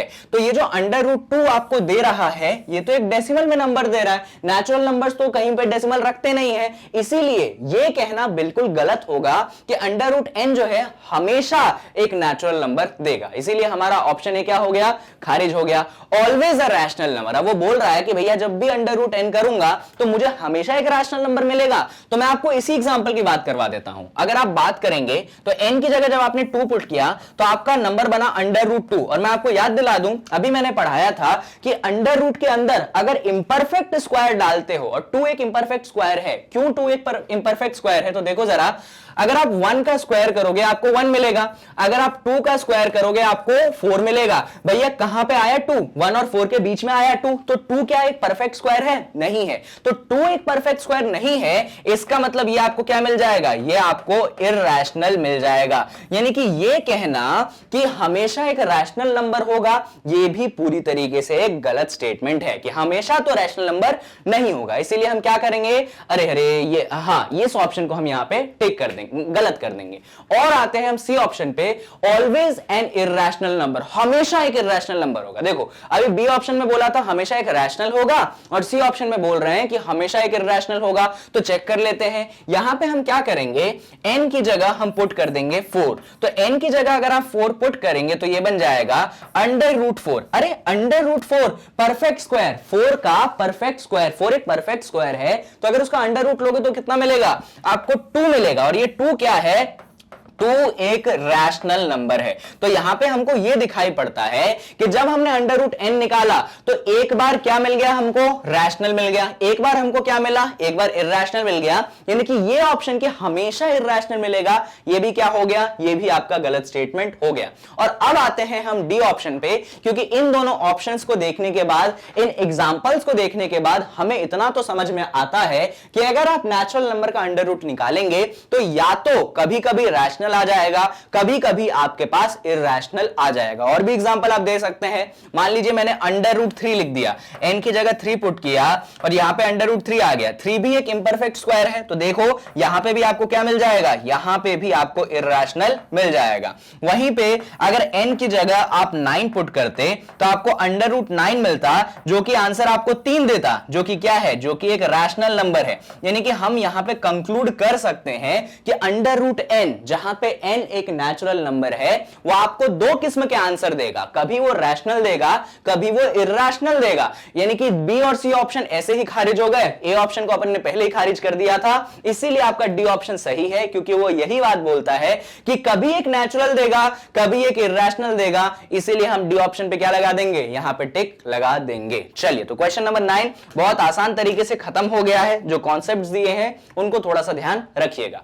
बारी आ जाती है क्वेश्चन नंबर नंबर 10 की, और यहां पे आपसे सवाल पूछा जा रहा है which of the following numbers can be represented as non terminating repeating decimal। आपके पास 4 ऑप्शन है और इन 4 ऑप्शन में से आपको बताना है कि कौन से ऑप्शन में जो डेसिमल एक्सपांशन है वो नॉन टर्मिनेटिंग रिपीटिंग है। तो नॉन टर्मिनेटिंग रिपीटिंग का मतलब आप समझ गए, रैशनल नंबर होना चाहिए। अभी हमको बताना है भैया देख के कि डेसिमल एक्सपांशन कौन से में नॉन टर्मिनेटिंग रिपीटिंग होगा। अब सुनो, यहां पे आप बोलोगे कि सर हमको डेसिमल एक्सपांशन निकालना है ना, तो आपके पास जैसे कि पहला ऑप्शन है, ध्यान से देखना, यहां पे आपके पास अलग अलग ऑप्शन है। पहले ऑप्शन को देखो जरा, तो पहला ऑप्शन है आपके पास 39/24। पहली बात तो इसमें ये कि आप इसमें थोड़ा बहुत कैंसिल कर सकते हो। किससे? आप 3 से कैंसिल कर सकते हो। 3 8 होता है 24 और 13 3 होता है 39। तो आंसर आपको मिल गया है यहां पे 13/8। तो ये जो ऑप्शन है ना 39/24 वो एक्चुअली कन्वर्ट हो चुका है आपके किस में, वो कन्वर्ट हो चुका है 13/8 में। तो अभी मैंने ये करके रख लिया क्योंकि बाद में हमको ये बहुत काम आएगा। अब बात आती है कि कैसे जज करें हम कि हमारा डेसिमल एक्सपांशन जो है वो नॉन टर्मिनेटिंग है और रिपीटिंग है। उसके लिए हमको देखना पड़ेगा डिनोमिनेटर को। देखो, एक तो सीधी सी बात है, तुमको डेसिमल एक्सपांशन निकालना है ना, तुम कर दो डिवाइड। कैसे करोगे डिवाइड? तो देखो यहां पे क्या करो आप, यहां पे आप 13 को डिवाइड कर दो किससे? 8 से। तो 13 को 8 से डिवाइड कैसे करते हो? 8 बाहर आएगा, 13 अंदर आएगा। देख लो इसका डेसिमल एक्सपांशन क्या है। एक तो ये काम कर सकते हो, इससे पता चल जाएगा। यहां पे दूसरा ऑप्शन है 3/16। तो 3/16 में क्या करेंगे आप 3 को डिवाइड करेंगे 16 से। तो यहां पे आप 3 लिख लेंगे, यहां पे आप 16 से डिवाइड कर देंगे तो 16 बाहर आ जाएगा, 3 अंदर आ जाएगा। इसको डिवाइड करिए, फिर डेसिमल एक्सपांशन देख लीजिए। और ऐसे ही आप बाकी ऑप्शनों के लिए भी चेक कर सकते हैं। यानी कि आपको 4-4 बार डिवाइड करके देखना पड़ेगा, वो भी लॉन्ग डिवीजन मेथड से। बहुत परेशानी होगी। क्या सर कोई शॉर्टकट है क्या इसका? तो याद है आपको मैंने एक एक्सरसाइज करवाई थी, एक्सरसाइज थी 1.3, और उसमें मैंने आपको एक क्वेश्चन करवाया था जिसमें यही बोला गया था कि भाई नॉन टर्मिनेटिंग या रिपीटिंग जो है ना, उसको डिनोमिनेटर को देख के अपन बता सकते हैं। तो सुन लो लॉजिक, सुन लो, मैं आपको लॉजिक बता देता हूं। अगर आपका डिनोमिनेटर, सुनिएगा, अगर आपके डिनोमिनेटर का फैक्टराइजेशन करना है, क्या करना है आपको अपने डिनोमिनेटर का? आपको अपने डिनोमिनेटर का फैक्टराइजेशन करना है। तो जब आप अपने डिनोमिनेटर का फैक्टराइजेशन करेंगे, अगर यहां पे 2 केसेस होते हैं, अगर फैक्टराइजेशन करने के बाद आपके डिनोमिनेटर में सिर्फ 2 और 5 प्रेजेंट हो, क्या प्रेजेंट होने चाहिए? सिर्फ 2 और 5। एक तो होगा ही, एक को तो मैं कंसीडर ही नहीं करता हूं फैक्टराइजेशन में। अगर फैक्टराइज करने के बाद डिनोमिनेटर को आपके डिनोमिनेटर में सिर्फ 2 और 5 प्रेजेंट हो, इसका मतलब समझ जाइएगा आपका जो डेसिमल एक्सपांशन होगा वो टर्मिनेटिंग होगा। क्या होगा? वो हमेशा टर्मिनेटिंग होगा। पर सर हमें टर्मिनेटिंग की बात नहीं करनी है, पर हमको सीखना तो है। हम क्या याद रखेंगे? हम डिनोमिनेटर का करेंगे फैक्टराइजेशन, और अगर उसमें सिर्फ 2 और सिर्फ 5 हो तो भी चल जाएगा। मतलब अगर ओनली 2 हो तो भी चल जाएगा, अगर ओनली 5 हो तो भी चल जाएगा, और 2 and 5 हो तो भी चल जाएगा। मतलब तीनों ही चीजें चल सकती हैं। अगर सिर्फ 2 है तो भी चल गया, सिर्फ 5 है तो भी चल गया, 2 और 5 दोनों है तो भी अपना चल जाएगा, और डेसिमल एक्सपांशन क्या आ जाएगा? टर्मिनेटिंग आ जाएगा। तो नॉन टर्मिनेटिंग रिपीटिंग कब आएगा? तो नॉन टर्मिनेटिंग रिपीटिंग के लिए आपको याद रखना है कि 2 और 5 के अलावा कोई भी नंबर, क्या अगर नीचे 2 और 5 के अलावा कोई भी नंबर आ गया फैक्टराइज करने के बाद, अपन ने डिनोमिनेटर को फैक्टराइज किया, और डिनोमिनेटर के फैक्टराइजेशन में 2 और 5 के अलावा अगर कोई भी नंबर आ गया, मान लो 3 आ गया, मान लो 7 आ गया, मान लो 9 तो नहीं आएगा, मान लो 12 11 आ गया, 13 आ गया, तो आपका जो डेसिमल एक्सपांशन है वो नॉन टर्मिनेटिंग रिपीटिंग हो जाएगा। तो हम यहां पे लिख देंगे any number other than 2 and 5, any number other than 2 and 5, अगर कोई भी नंबर अदर देन 2 and 5 आ गया, इसका मतलब आपका डेसिमल एक्सपांशन हो जाएगा नॉन टर्मिनेटिंग रिपीटिंग। तो अब हमको क्या करना पड़ेगा? हमको हर ऑप्शन में डिनोमिनेटर का करना पड़ेगा फैक्टराइजेशन। अगर ये मेथड आपको नहीं समझ में आ रहा है तो आप डिवाइड वाला मेथड प्रेफर करिए, अगर ये आ रहा है तो इसको सीख लीजिए, बहुत फायदे में रहेंगे आप। तो पहले ऑप्शन को देखते हैं। पहला ऑप्शन अपने पास क्या है? 13/8। तो यहां पे जगह बची क्या अपने पास? चलो इधर ये देख लेते हैं। पहला ऑप्शन है अपने पास 13/8। तो डिनोमिनेटर देखते हैं। डिनोमिनेटर क्या है बच्चों? डिनोमिनेटर 8 है। तो 8 का जरा प्राइम फैक्टराइजेशन करते हैं। क्या बोला था मैंने आपको? डिनोमिनेटर का करना है फैक्टराइजेशन। तो चलो करते हैं। 2 4 8, 2 2 जा 4 और फिर 2 1 जा 2, यानी कि 8 क्या हो गया, ये हो गया 2 मल्टीप्लाइडेड बाय 2 मल्टीप्लाइडेड बाय 2, यानी कि डिनोमिनेटर में क्या आया, यानी कि डिनोमिनेटर में सिर्फ 2 आया। क्या आ गया डिनोमिनेटर में, सिर्फ 2। और मैंने क्या बोला था कि अगर फैक्टराइज करने के बाद ओनली 2 आए तो कौन सा हो गया, टर्मिनेटिंग हो गया। यानी कि ये जो नंबर है ना आपके पास 13/8, ये 13/8, ऑप्शन में तो 13/8 था ही नहीं, ऑप्शन में 39/24 था, अपन ने कैंसिल किया, तो 13/8 कह लो, 39/24 कह लो, ये नंबर क्या हो गया, ये नंबर आपके पास यहां पे होता है टर्मिनेटिंग। क्यों टर्मिनेटिंग होता है, तो ऑप्शन में हमने डिनोमिनेटर को देखा और उसका प्राइम फैक्टराइजेशन करा तो उसमें सिर्फ 2 आया, इसलिए। चलिए इसके बाद ऑप्शन बी पे आते हैं, हमको चाहिए नॉन टर्मिनेटिंग रिपीटिंग, इसलिए हमारा ये ऑप्शन तो गलत हो गया।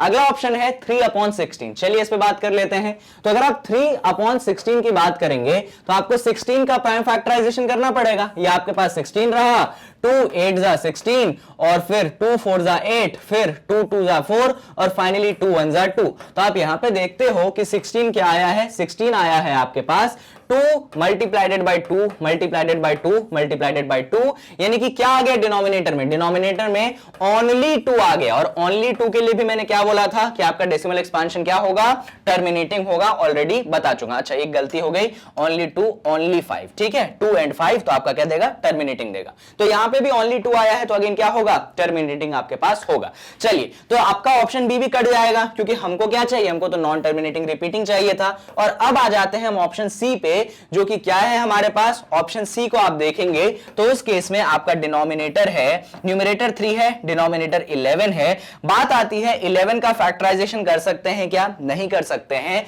क्यों नहीं कर सकते, तो 11 खुद में ही क्या नंबर है, एक प्राइम नंबर है, और अगर वो एक प्राइम नंबर है तो उसका फैक्टराइजेशन क्या होगा, उसका फैक्टराइजेशन होगा 1 into 11, और 1 को तो अपन कंसीडर करते नहीं है तो उसका कोई फैक्टराइजेशन होगा नहीं, तो इसीलिए आपका डिनोमिनेटर क्या मिल गया, आपको 11 मिल गया। अब सुनिएगा जरा, तो भैया आपका डिनोमिनेटर है 11 और मैंने बोला था कि अगर 2 और 5 के अलावा कोई भी नंबर आता है, इसका मतलब आपका डेसिमल एक्सपांशन क्या होगा, वो होगा नॉन टर्मिनेटिंग रिपीटिंग। इधर ही बता दिया था मैंने आपको कि भैया डिनोमिनेटर का फैक्टराइजेशन करने के बाद एनी नंबर, कोई भी नंबर अगर 2 और 5 के अलावा आएगा तो क्या होगा, decimal expansion, non terminating repeating होगा ही होगा। तो हमको तो यही चाहिए था, नॉन टर्मिनेटिंग रिपीटिंग, इसलिए हमारा सी ऑप्शन हो जाएगा सही। अब सर ऑप्शन डी को भी चेक कर लो, इतने चेक कर लिए हैं, ऑल्दो हमें सही आंसर मिल गया, पर फिर भी ये चेक कर लेते हैं कि डी के बारे में क्या ख्यालात हैं हमारे। तो डी को चेक कर लेते हैं। तो डी के केस में अगर आप देखेंगे तो डी के केस में क्या है हमारे पास, डी के केस में हमारे पास जो नंबर है वो है आई थिंक 137/25।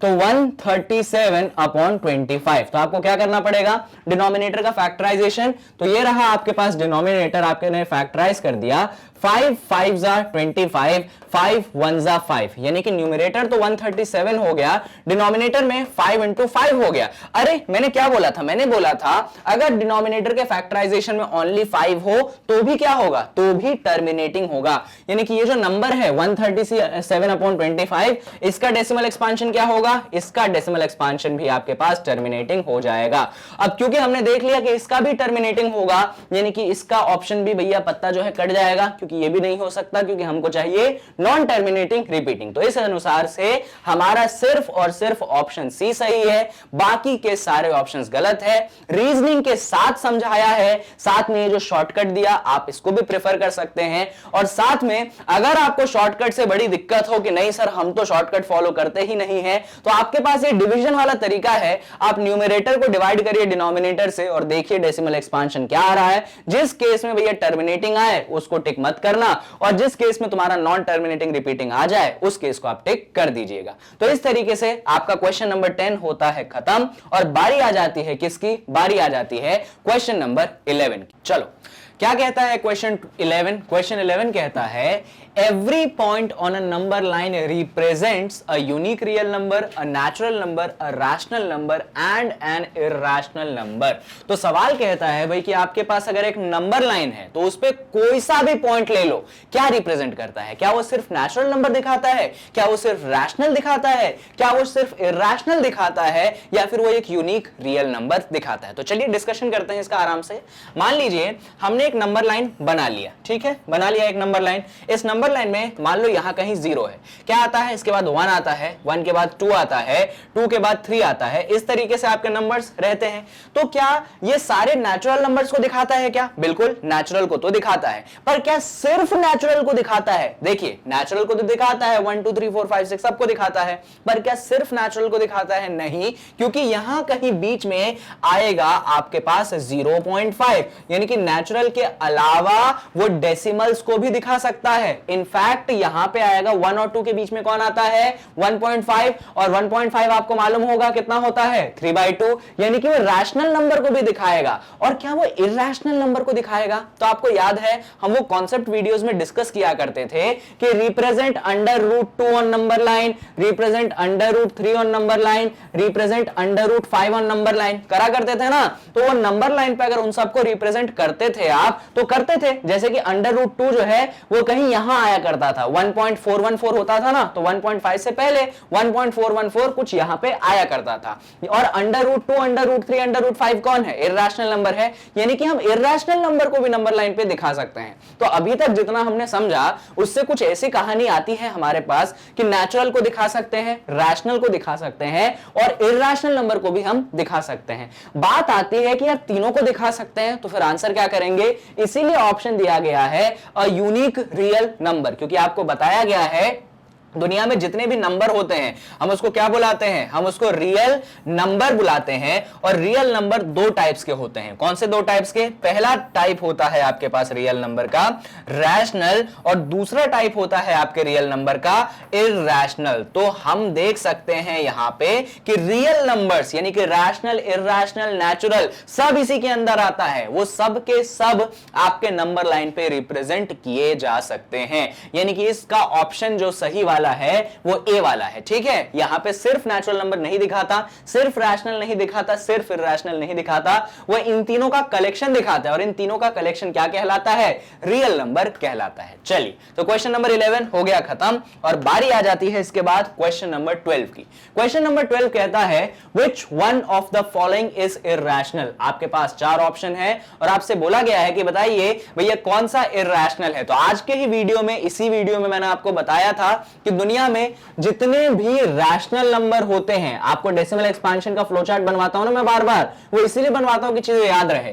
दुनिया में जितने भी रैशनल नंबर होते हैं उनका डेसिमल एक्सपेंशन या तो टर्मिनेटिंग होगा, क्या होगा? या तो टर्मिनेटिंग होगा या तो नॉन टर्मिनेटिंग रिपीटिंग होगा। पर हमारी तलाश किसकी है? इरैशनल की है। तो इरैशनल के लिए बातें अपन कहां करेंगे बच्चों? तो इरैशनल के लिए अपन बातें करेंगे डेसिमल एक्सपेंशन में नॉन टर्मिनेटिंग, नॉन रिपीटिंग। तो हमको वो डेसिमल एक्सपेंशंस ढूंढने हैं जो कि क्या होने चाहिए? नॉन टर्मिनेटिंग, नॉन रिपीटिंग होने चाहिए। तो 0.15 ये क्या हो गया? ये तो खत्म हो गया, ये तो टर्मिनेटिंग की कैटेगरी में आ गया। तो क्योंकि ये टर्मिनेटिंग की कैटेगरी में आ गया, यानी कि ये कौन सा नंबर हो गया? ये तो रैशनल हो गया। हमको रैशनल चाहिए क्या? हमको रैशनल नहीं चाहिए, यानी कि ये ऑप्शन तो गलत हो गया। ऑप्शन बी को देखोगे 0.1516, ये भी क्या हो गया? ये भी खत्म हो गया, ये भी टर्मिनेट हो गया और ये भी टर्मिनेट हो गया, तो इसीलिए ये भी क्या हो गया? ये भी रैशनल नंबर हो गया, यानी कि बी ऑप्शन पे भी आप टिक नहीं लगाएंगे। अगला ऑप्शन है 0.1516। तो देखिए इसको जरा,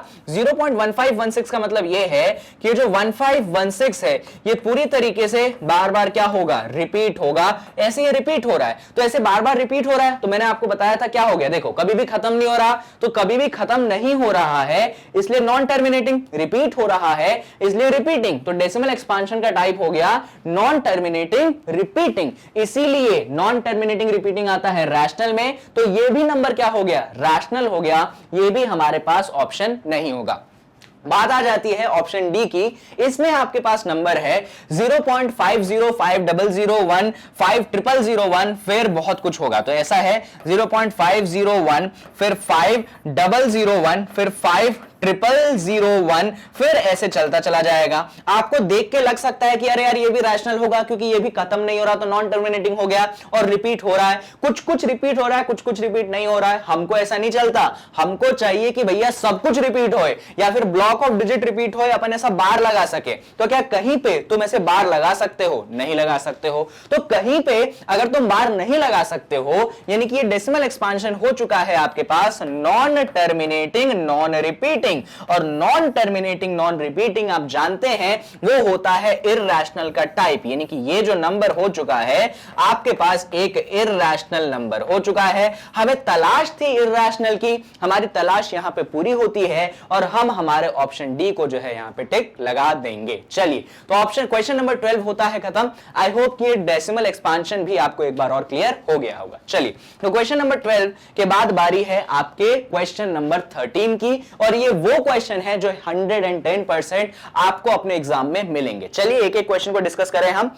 the number 1.27 bar in the form p by q where p and q are integers and q is not equal to 0 is। देखिए आपके पास एक नंबर दिया गया है। क्या है नंबर? ध्यान से देखिएगा, नंबर आपको दिया गया है 1.27 बार। तो ऐसा आपको नंबर दिया गया है और आपको इसको रैशनल फॉर्म में कन्वर्ट करना है, यानी कि आपको इसको p by q के फॉर्म में कन्वर्ट करना है, फ्रैक्शन फॉर्म में कन्वर्ट करना है। देखिए हम शुरुआत कहां से करेंगे? हम बोलेंगे कि यार ये जो नंबर है इसको x बोल दो और इसको ऐसा लिख दो 1.27 2727। ऐसा मैंने क्यों लिख दिया? क्योंकि हम जानते हैं कि 27 पे बार लगा है तो 2727 बार बार रिपीट होता जाएगा। अब सुनिए भैया, डेसिमल के बाद मुझे ये बताओ कितने डिजिट्स रिपीट हो रहे हैं। तो आप बोलोगे सर डेसिमल के बाद 2 डिजिट रिपीट हो रहे हैं, 2 और 7। तो क्योंकि 2 डिजिट रिपीट हो रहे हैं बच्चों, इसीलिए हम दोनों तरफ मल्टीप्लाई कर देंगे 100 से। किससे मल्टीप्लाई करेंगे हम दोनों तरफ? हम दोनों तरफ मल्टीप्लाई करेंगे 100 से। क्यों हम 100 से मल्टीप्लाई करेंगे?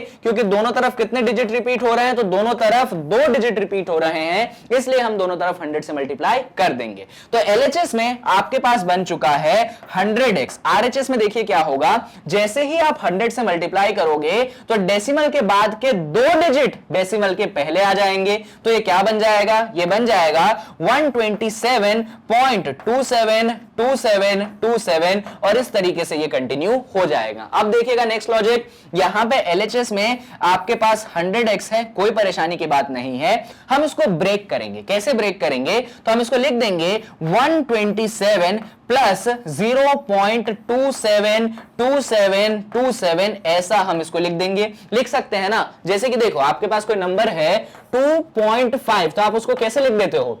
आप उसको लिखते हो 2 प्लस 0.5।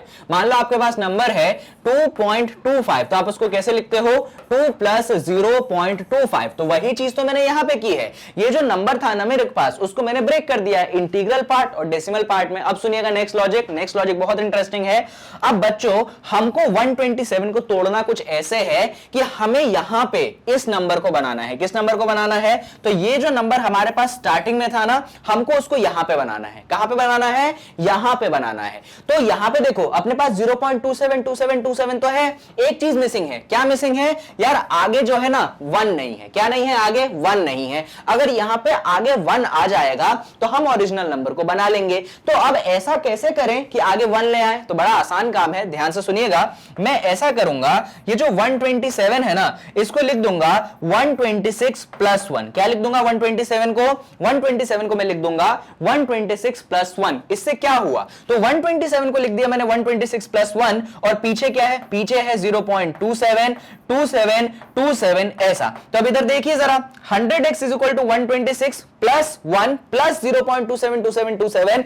इस चीज को देखिए जरा, जब ये दोनों आपस में ऐड होंगे, यानी कि 1 प्लस 0.272727, जब ये दोनों आपस में ऐड होंगे, इस तरफ क्या है? आपके पास 100x है, इस तरफ आपको क्या मिल जाएगा? ये 126 मिल गया। इन दोनों को ऐड कर दोगे ना आप, तो आपको मिल जाएगा 1.272727, ऐसा आपके पास मिल जाएगा। तो देखने वाली बात क्या है? देखने वाली बात यह है कि LHS में आपके पास 100x है, यहां पे आपके पास 126 है। और एक और इंपॉर्टेंट चीज, ये जो चीज आपके पास बनी है बच्चों, ये मालूम है कौन है? ये आपके पास x है। देखो ना भैया, ये जो पूरा नंबर आपके पास यहां से यहां तक बना है वो x ही तो है, तो इसीलिए मैं यहां पे प्लस का x डाल दूंगा।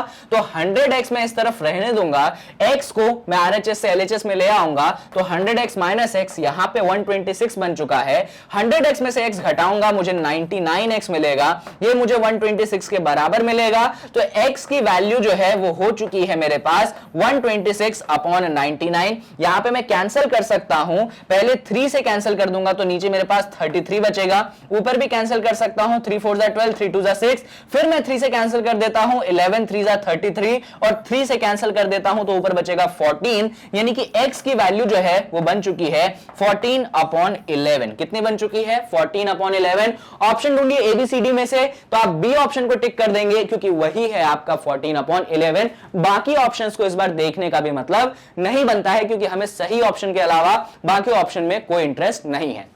ये तरीका होता है इस टाइप्स के क्वेश्चन करने का। अब बात आती है सर यार MCQ है, कोई शॉर्टकट तरीका भी तो होगा, एक शॉर्टकट तरीका भी आप हमको बता दो। तो चलो आपको मैं एक शॉर्टकट तरीका भी यहां पे बता देता हूं। देखिएगा ध्यान से, आपके पास नंबर क्या था? नंबर था आपके पास 1.27 बार। क्या था नंबर? 1.27 बार। अब सुनिए, मेरा सवाल आपसे यह होगा कि डेसिमल के बाद कितने डिजिट रिपीट होते हैं। तो आप बोलेंगे सर डेसिमल के बाद जो है 2 डिजिट रिपीट होते हैं। क्या बोलोगे आप? मैं बोलूंगा डेसिमल के बाद कितने डिजिट रिपीट होते हैं, तो आप बोलेंगे कि सर डेसिमल के बाद 2 डिजिट रिपीट होते हैं। तो मैं बोलूंगा ठीक है यार, फ्रैक्शन का साइन बनाओ और नीचे 99 लिख दो, 2 9 लिख दो। 2 9 क्या दिखा रहे हैं? 2 9 ये बात को दिखाते हैं कि डेसिमल के बाद 2 डिजिट रिपीट होते हैं। अब सुनिएगा, अब डेसिमल हटा दो, ऊपर से डेसिमल बार सब हटा दो, सब हटा दो, कुछ मत रखना। तो ऊपर से डेसिमल भी हटा दो, बार भी हटा दो, क्या बचेगा आपके पास? आपके पास बचेगा 127।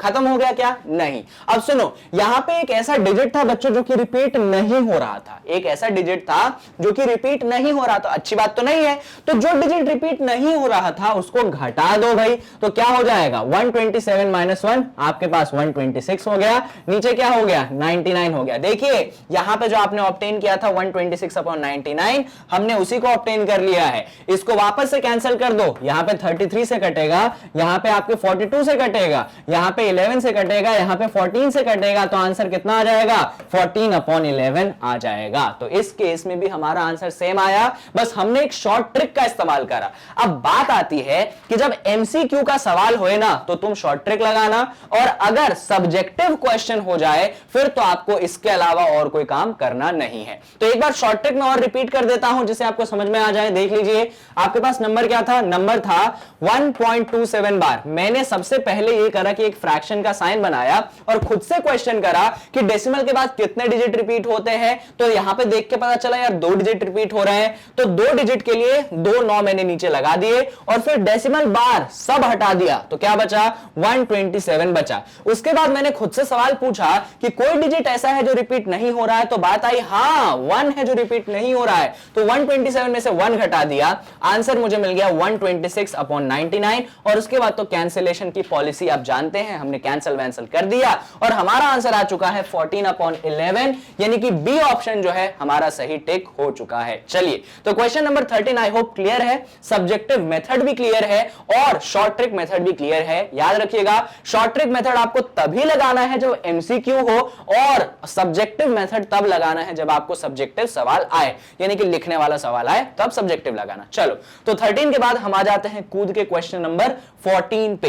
तो क्वेश्चन नंबर 14 में सवाल सेम है, इस केस में 1.27 बार को रिप्रेजेंट करना था P by Q के फॉर्म में, और इस केस में आपको 0.3 बार को रिप्रेजेंट करना है P by Q के फॉर्म में। तो चलिए देख लेते हैं क्या है क्वेश्चन। क्वेश्चन है, नंबर दिया गया है आपके पास 0.3 का बार, तो इसको क्या करेंगे हम x के बराबर लेंगे, तो हम लिख देंगे x इज इक्वल टू 0.33333, ऐसा ये चलता चला जाएगा। क्यों? क्योंकि 3 पे बार लगा है, 3 बार बार रिपीट होगा। अब सुनिए, हम खुद के मन से सवाल पूछेंगे कि डेसिमल के बाद कितने डिजिट रिपीट हो रहे हैं, तो हमारा मन ही हमको जवाब देगा कि 1 डिजिट रिपीट हो रहा है। जब पिछले केस में 2 डिजिट रिपीट हो रहे थे तो हमने दोनों तरफ 100 का मल्टीप्लाई किया था। अब क्योंकि इस तरफ 1 डिजिट रिपीट हो रहा है तो इसका मतलब हम 10 का मल्टीप्लाई करेंगे, तो हमने LHS में भी 10 का मल्टीप्लाई कर दिया और हमने RHS में भी किसका मल्टीप्लाई कर दिया? हमने 10 का मल्टीप्लाई कर दिया। बहुत बढ़िया। तो LHS कितना बन गया आपके पास? 10x बन गया।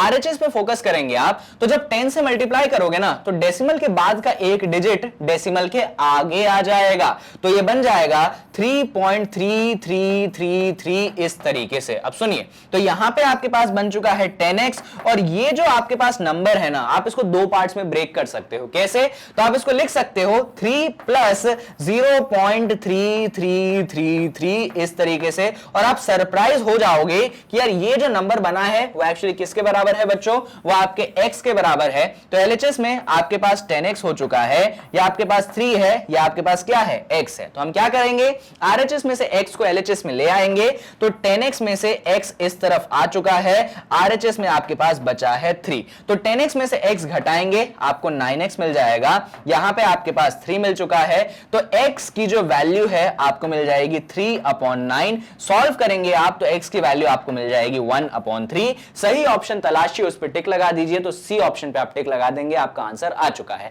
सर कोई शॉर्टकट मेथड है क्या इसके लिए भी? बिल्कुल है, सुनो शॉर्टकट मेथड सुन लो। यहां पे नंबर क्या है बच्चों? नंबर है आपके पास 0.3 बार। तो मैं क्या बोलता हूं, पहले फ्रैक्शन का साइन लगाओ और खुद से सवाल पूछो कि यार डेसिमल के बाद कितने डिजिट रिपीट हो रहे हैं, तो आपका मन ही आपको आंसर देगा कि सिर्फ एक डिजिट रिपीट हो रहा है। याद है पिछले क्वेश्चन में जब 2 डिजिट रिपीट हुआ करते थे तो हमने 99 लगाया था, अब इसमें एक ही डिजिट रिपीट हो रहा है, इसलिए हम सिर्फ एक 9 लगा देंगे। और फिर मैंने क्या किया था, मैंने सब कुछ हटा दिया था, बार हटा दिया था, मैंने डेसिमल हटा दिया था। कहां से? इधर ऊपर वाले नंबर से। तो सब हटा दो तो क्या मिलेगा? डेसिमल हटा दिया, बार हटा दिया, तो 03 मिलेगा। अरे 03 मिल गया ना, 03 तो 3 होता है, तो उसका टेंशन अपन को पालना नहीं है। 03 तो 3 होता है, तो 0 को तो हटा ही दो। अब अगला काम क्या किया था, मैंने वो नंबर सब्सट्रैक्ट किया था जो रिपीट नहीं हो रहा है। तो यहां पे वो कौन सा नंबर है जो रिपीट नहीं हो रहा है? तो आप बोलोगे सर 0 रिपीट नहीं हो रहा, तो ठीक है भाई 3 में से 0 घटा दो। वैसे तो कोई फर्क पड़ने वाला है नहीं, क्योंकि ऐसा कोई डिजिट ही नहीं है जो कि रिपीट नहीं हो रहा है सिर्फ 0 के अलावा, और 0 का सब्सट्रैक्शन कोई काम कसर करने नहीं वाला। तो देखो जरा, 3 में से 0 घटाओगे आपको 3 मिलेगा, नीचे आपके पास 9 है, तो 3 और 9 को कैंसिल कर दो, आपके पास आंसर आ चुका है 1/3। अगेन दोनों ही मेथड ने आपको क्या आंसर दिया है? 1/3 आंसर दिया है। चलिए क्वेश्चन नंबर 14 यहां पे फाइनली होता है खत्म, और बारी आ जाती है क्वेश्चन नंबर 15 की। चलिए question number 15 again same question है। इस बार क्वेश्चन दिया गया है 0.3 और 2 पे लगा है बार, और इस पे एक्सप्रेस करना है आपको अगेन फ्रैक्शन फॉर्म में। तो क्वेश्चन को थोड़ा ध्यान से समझिएगा। इस बार क्वेश्चन में थोड़ी सी ट्रिकी बातें हैं। क्या बातें हैं? इस बार जो नंबर है 0.3 है, और बार जो लगा है सिर्फ और सिर्फ 2 पे लगा है। किस पे लगा है? सिर्फ और सिर्फ 2 पे लगा है। हर स्टेप को समझना है यहां पे ध्यान से। तो मैं क्या करूंगा बच्चों, मैं लिख दूंगा कि मेरा जो x होगा वो होगा 0.3, और 2 पे बार लगा है, तो 2 को मैंने ऐसे रिपीट करके डॉट डॉट डॉट लिख दिया। सुनिए आपके मन में इस बार क्या सवाल आएगा। देखिए हर बार मन में ये सवाल आता था कि यार कितने डिजिट रिपीट हो रहे हैं उसको मल्टीप्लाई कर दो। इस बार एक कैच है। कैच ये है कि यार डेसिमल के बाद मालूम है एक ऐसा डिजिट है जो कि रिपीट नहीं हो रहा है, डेसिमल के बाद एक ऐसा डिजिट 3 है जो कि रिपीट नहीं हो रहा है। तो हमारा जो मोटिव होता है बच्चों वो ये होता है कि हमको डेसिमल के बाद ऐसा कोई भी डिजिट नहीं रखना है जो कि रिपीट ना होए। वापस से सुन लो मैंने क्या बोला। हमारा मोटिव ये रहता है कि हमको डेसिमल के बाद ऐसा कोई डिजिट नहीं रखना है जो कि रिपीट ना हो रहा हो। यहां पे यार 3 रिपीट हो रहा है, इसीलिए मैं क्या करूंगा, पहले 3 को मैं डेसिमल के राइट से डेसिमल के लेफ्ट में लाऊंगा। अब 3 को डेसिमल के राइट से डेसिमल के लेफ्ट में कैसे लाओगे? तो उसका तरीका है दोनों तरफ 10 का मल्टीप्लाई कर दो। तो हमने LHS में भी 10 का मल्टीप्लाई कर दिया, हमने RHS में भी 10 का मल्टीप्लाई कर दिया। भैया LHS में भी 10 का मल्टीप्लाई, RHS में भी 10 का मल्टीप्लाई करोगे तो क्या होगा, यहां पे जो 3 है वो कूद के डेसिमल के आगे आ जाएगा। तो LHS में आपके पास मिल चुका है 10x, यहां पे मिल चुका है आपके पास 3.22222 कभी ना खत्म होने वाला। तो जो मोटिव था ना मेरा बच्चों, क्या था मेरा मोटिव कि यार डेसिमल के बाद कोई ऐसा डिजिट ना रहे जो कि रिपीट होए, तो वो नहीं है। 3 को मैंने, अच्छा ऐसा कोई डिजिट ना रहे जो कि रिपीट ना होए, तो जो 3 था जो रिपीट नहीं हो रहा था मैं उसको आगे ले आया। ठीक है सर, आपने इतनी मेहनत कर ली, अब बताओ अब क्या करोगे। तो सुनना आगे का लॉजिक, आगे का लॉजिक सुनो, यहां से ही क्वेश्चन का असली दाव पेच चालू होगा। ये जो इक्वेशन आई है ना, इसमें हैशटैग या स्टार बना लो क्योंकि बड़ा इंपॉर्टेंट इक्वेशन है। अब तुम खुद से सवाल पूछोगे कि यार मैं अब क्या मल्टीप्लाई करूं दोनों तरफ, तो अब तुम्हारा मन आंसर करेगा 10 मल्टीप्लाई कर दो सर जी। क्यों? क्योंकि डेसिमल के बाद कितने डिजिट रिपीट हो रहे हैं, सिर्फ और सिर्फ एक डिजिट रिपीट हो रहा है, तो इसीलिए हम दोनों तरफ क्या मल्टीप्लाई करेंगे, हम दोनों तरफ 10 का मल्टीप्लाई करेंगे। वापस से सुन लीजिए रीजन ये है 10 का मल्टीप्लाई करने के पीछे, क्योंकि डेसिमल के बाद सिर्फ और सिर्फ एक डिजिट रिपीट हो रहा है जो कि 2 है, तो हम LHS में भी 10 का मल्टीप्लाई करेंगे, हम RHS में भी 10 का मल्टीप्लाई कर देंगे। और इसी वाले इक्वेशन में जो हैशटैग वाला इक्वेशन है ना, उसी में दोनों तरफ 10 का मल्टीप्लाई कर दो, इस तरफ भी 10 का मल्टीप्लाई और इस तरफ भी आपने कर दिया 10 का मल्टीप्लाई। बहुत ही बढ़िया। यहां पे 10 इंटू 10 बन चुका है आपके पास 100x। यहां पे क्या करोगे, अरे भाई 10 का मल्टीप्लाई किया है, डेसिमल के बाद एक डिजिट को आगे भेज दो, तो ये बन जाएगा आपके पास 32.22222 ऐसा। अब क्या करेंगे सर, ये समझाइए। तो देखिए सर आप क्या करेंगे, तो LHS में बच्चों बन चुका है हमारे पास 100x, RHS को मैं रिपीट कर देता हूं, RHS में है आपके पास 32.2222 ऐसा। अब सुनिए वापस से, जो ब्रेक करा करते हैं ना अपन इंटीग्रल पार्ट और डेसिमल पार्ट, वही काम यहां पे करेंगे। यहां पे हम रहने देंगे 100x और यहां पे हम रहने देंगे 32 प्लस 0.2222 ऐसा कुछ। अब सुनिए यहां पे जो ये हैशटैग वाला इक्वेशन है ना, उसमें हमारे पास जो राइट साइड में नंबर है वो है 3.222222, यही नंबर मुझे यहां पे बनाना है। कैसे बनाओगे, तो सुनना, ये जो 32 है बच्चों, इस 32 को मैं क्या करूंगा, मैं इसको लिख दूंगा 29 प्लस 3। क्या लिख दूंगा मैं, 29 प्लस 3। क्यों लिखा समझ गए ना, इसका 3 जो है इसके साथ जुड़ के 3.2222 बना देगा और उसकी जगह मैं क्या रिप्लेस कर दूंगा, 10x रिप्लेस कर दूंगा। तो यहां पे 32 को मैंने 29 प्लस 3 लिख दिया और इसको रहने देता हूं मैं 0.2222 में। अब देखिए जरा, इन दोनों को क्या कर देंगे, हम ऐड कर देंगे। तो यहां पे आपके पास 100x है, या आपके पास 29 है, इन दोनों को आप ऐड करेंगे तो ये बनेगा 3.2222, चलता चला जाएगा। बच्चों इंटरेस्ट हमारा इसमें आ गया है, इंटरेस्ट इसमें इसलिए आ गया है क्योंकि ये जो नंबर है वो एक्चुअली आपके 10x के बराबर है। तो यहां पे तो हम 100x रहने देंगे, नो डाउट। ये आपके पास 29 हो गया, ये आपके पास 10x हो गया। क्यों हो गया, देख लीजिए, घूर घूर के यही नंबर है इस तरफ, तो यहां पे 10x हो गया। तो ऐसा करो ना, ये जो 10x है इसको RHS से LHS में ले आओ। तो यहां पे भैया तुम्हारे पास 100x है, इसमें से 10x को हटाओ और यहां पे तुम्हारे पास 29 मिल गया। 100 में से 10 घटाओगे, x तो कॉमन आ जाएगा, ये तुम्हारे पास 90x बनेगा, ये तुम्हारे पास 29 के बराबर आएगा। अरे सर ये 29 आपने बड़ा घुमावदार लिख दिया, तो ये 29 आपको मिलेगा। तो 90x बराबर 29, तो इसको सॉल्व कर लेते हैं। x की वैल्यू कितनी आ जाएगी बच्चों, 29/90 आ जाएगी। सर कोई ऑप्शन है क्या 29/90 वाला, देखो देखो देखो देखो देखो देखो, ऑप्शन बी है आपके पास 29/90 वाला। तो हम 15वें क्वेश्चन का ऑप्शन बी जो है सुकून से यहां पे टिक कर देंगे। और ये वो मेथड है जो कि सब्जेक्टिव मेथड है, जो कि आपको अगर एग्जाम में ऐसा क्वेश्चन आया तो करना पड़ेगा। अब सर आप बोलोगे सर ऑब्जेक्टिव है, सर एक शॉर्टकट भी बता दो, तो हमारे पास शॉर्टकट भी है, परेशान मत हो आप, फटाफट हम शॉर्टकट से भी इसका सॉल्यूशन देखते हैं। चलिए क्या है क्वेश्चन आपके पास, क्वेश्चन है आपके पास 0.3 है और 2 पे लगाया है आपने बार। अब सुनिएगा पूरा प्रोसेस। मेरा सवाल आपसे पहले तो ये होगा कि फ्रैक्शन की डंडी बनाओ दो, और फिर मैं आपसे पूछूंगा डेसिमल के बाद कितने डिजिट रिपीट हो रहे हैं, तो आप बोलेंगे सर सिर्फ एक डिजिट रिपीट हो रहा है इसलिए एक 9 लगा दो। फिर मैं आपसे पूछूंगा डेसिमल के बाद कितने डिजिट रिपीट नहीं हो रहे हैं, तो आप बोलोगे सर सिर्फ एक डिजिट 3 रिपीट नहीं हो रहा है इसलिए मैं बोलूंगा एक 0 लगा दो। तो सुनिएगा ये 9 और 0 कहां से आ गया, तो 9 और 0 कहां से आया है, 9 और 0 आया है डेसिमल के बाद एक डिजिट रिपीट हो रहा है तो 9 आ गया, डेसिमल के बाद एक डिजिट रिपीट नहीं हो रहा है तो उसके पीछे हमने लगा दिया 0। और तरीका क्या कहता है कि अब जो है आप इसमें डेसिमल को हटा दीजिए, आप बार को हटा दीजिए, तो आपने लिख दिया कितना, आपने लिख दिया 32। क्या लिख दिया आपने, 32। कैसे लिख दिया, तो आपने डेसिमल हटा दिया, आपने बार हटा दिया, क्या बचा, 32 बचा। अब सुनिएगा हम क्या करेंगे। अब यहां पे आप देख सकते हो एक ऐसा डिजिट है जो कि रिपीट नहीं हो रहा, वो कौन है, वो 3 है। तो मैंने समझाया था ना, जो डिजिट रिपीट नहीं है उसको करो सब्सट्रैक्ट। तो 32 में से आपको करना है 3 को सब्सट्रैक्ट,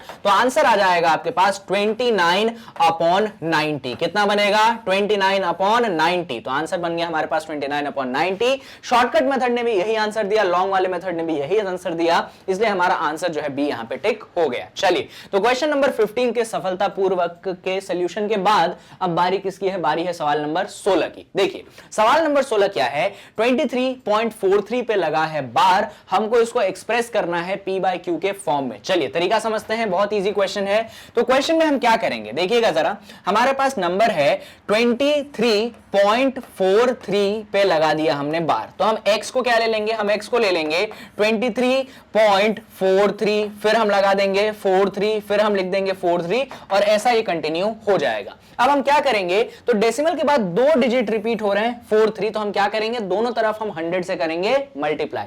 क्यों करेंगे हम 100 से मल्टीप्लाई? क्योंकि डेसिमल के बाद सिर्फ दो डिजिट रिपीट होते हैं। तो हमने LHS में भी 100 से मल्टीप्लाई कर दिया और हमने RHS में भी 100 से क्या कर दिया? मल्टीप्लाई कर दिया। तो हमने LHS और RHS में किससे मल्टीप्लाई किया है? हमने दोनों तरफ 100 से मल्टीप्लाई किया है। अब तरीका सीखिए। तो भैया LHS में आपके पास हो चुका है 100x और RHS में जब 100 से मल्टीप्लाई करोगे तो डेसिमल के बाद जो दो डिजिट हैं वो डेसिमल के पहले आ जाएंगे। तो ये हो जाएगा 2343.434343 और ऐसा ये चलता चला जाएगा। अब सुनिए, आप जानते हैं हम क्या करते हैं? हम ब्रेक करते हैं। तो ये हो चुका है आपके पास 100x, यहां पे ये हो जाएगा 2343 और इसके साथ आ जाएगा प्लस 0.434343 और ऐसा ये चलता चला जाएगा। अब सुनिएगा तरीका भैया, तो 100x इक्वल टू 2343 प्लस 0.434343। अब क्या करोगे सर? हमारा मोटिव होता है कि हम x को बनाए। हम किसको बनाए? हम x को बनाए। सर x बनाओगे कैसे? x में क्या मिसिंग है ये बताओ। देखो डेसिमल तो आपके पास है, मिसिंग है बच्चों आगे का नंबर 23। मिसिंग क्या है? आगे का नंबर 23। तो सुनना तरीका सुनना, ये तो आपके पास LHS में 100x हो गया। ये जो 2343 है ना, इसको तोड़ दो। किसमें? 23 में तोड़ दो और बाकी जो बचा नंबर उसमें तोड़ दो। तो मैं डायरेक्ट बता देता हूं, इधर सीख लो। ये जो आपके पास 2343 है, मैं इसको दो हिस्सों में तोड़ सकता हूं। ये हो जाएगा 2320 प्लस 20, क्योंकि अगर आपने इन दोनों को प्लस 23 सॉरी प्लस का 23, क्योंकि अगर आप इन दोनों को ऐड करेंगे तो क्या बनेगा? 2343 आपके पास बन जाएगा। तो आपको 2343 को ऐसे दो हिस्सों में तोड़ना है। 2320 प्लस 23 इसलिए क्योंकि डेसिमल के पहले क्या था? 23 था। तो चलिए ब्रेक करते हैं। तो 2343 की जगह हम लिख देंगे 2320, यहां पे हमने प्लस का 23 डाल दिया और फिर क्या है? प्लस का 0.434343 और ऐसा ये चलता चला जाएगा। इंपॉर्टेंट ये है बच्चों, यहां पे तो 2320 रहेगा नो डाउट। आप इन दोनों को कर दीजिए ऐड। तो हम इन दोनों को कर देते हैं ऐड। चलिए अगले पेज पे करेंगे ऐड। इसको हम देते हैं मिटा। तो LHS में क्या है हमारे पास? LHS में है हमारे पास 100x। RHS में हमको करना है किनको ऐड? इन दोनों को ऐड। तो ये तो 2320 रहेगा, तो ये तो 2320 रहेगा और यहां पे जब आपने ऐड कर दिया तो क्या मिल गया? 23.434343 कंटिन्यूड। तो हमको मिल गया 23.434343 और ऐसे ये चलता चला जाएगा। अब सुनिएगा लॉजिक क्या है कि जो 23.434343 है ये एक्चुअली कौन है? ये एक्चुअली आपके पास x है। कौन है आपके पास? x है। यानी कि हम क्या करेंगे यहां पे, LHS हमारे पास 100x हो गया, यहां पे हमारे पास 2320 हो गया और यहां पे हमने प्लस का x डाल दिया। ये जो प्लस का x है ना बच्चों RHS में, इसको LHS में खींच लाओ। तो ये 100x माइनस x बराबर 2320 आपको मिल गया। 100x में से x घटाओगे आपको मिल जाएगा 99x बराबर 2320। तो x की वैल्यू आपके पास हो जाएगी 2320 डिवाइडेड बाय 99। इतना आपको करना है। अगर आप इतना कर लेते हैं यानी कि आपका आंसर सही है। सर ये तो एक सब्जेक्टिव मेथड हो गया, ऑब्जेक्टिव बताओ सर, ऑब्जेक्टिव बताओ। तो चलो देख लो ऑब्जेक्टिव। नंबर क्या था आपके पास? नंबर था आपके पास 23.43 पे लगा था बार। मैं क्या सिखाता हूं? मैं आपसे बोलता हूं कि आप पहले एक फ्रैक्शन का साइन लगाइए।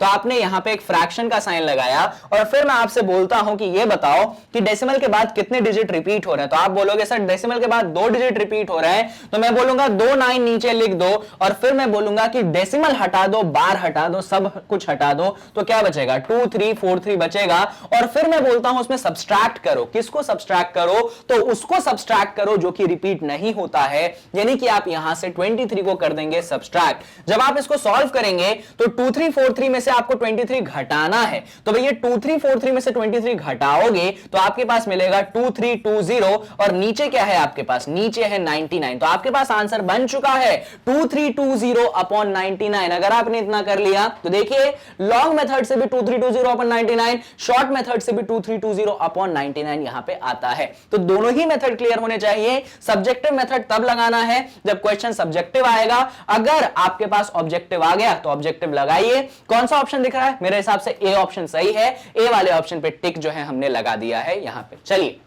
क्वेश्चन नंबर 16 होता है खत्म और बारी आती है क्वेश्चन नंबर 17 की। तो क्वेश्चन नंबर 17 ये कहता है 0.001 बार को एक्सप्रेस करना है आपको P बाई Q के फॉर्म में। तो कैसे करेंगे हम, देखिए जरा।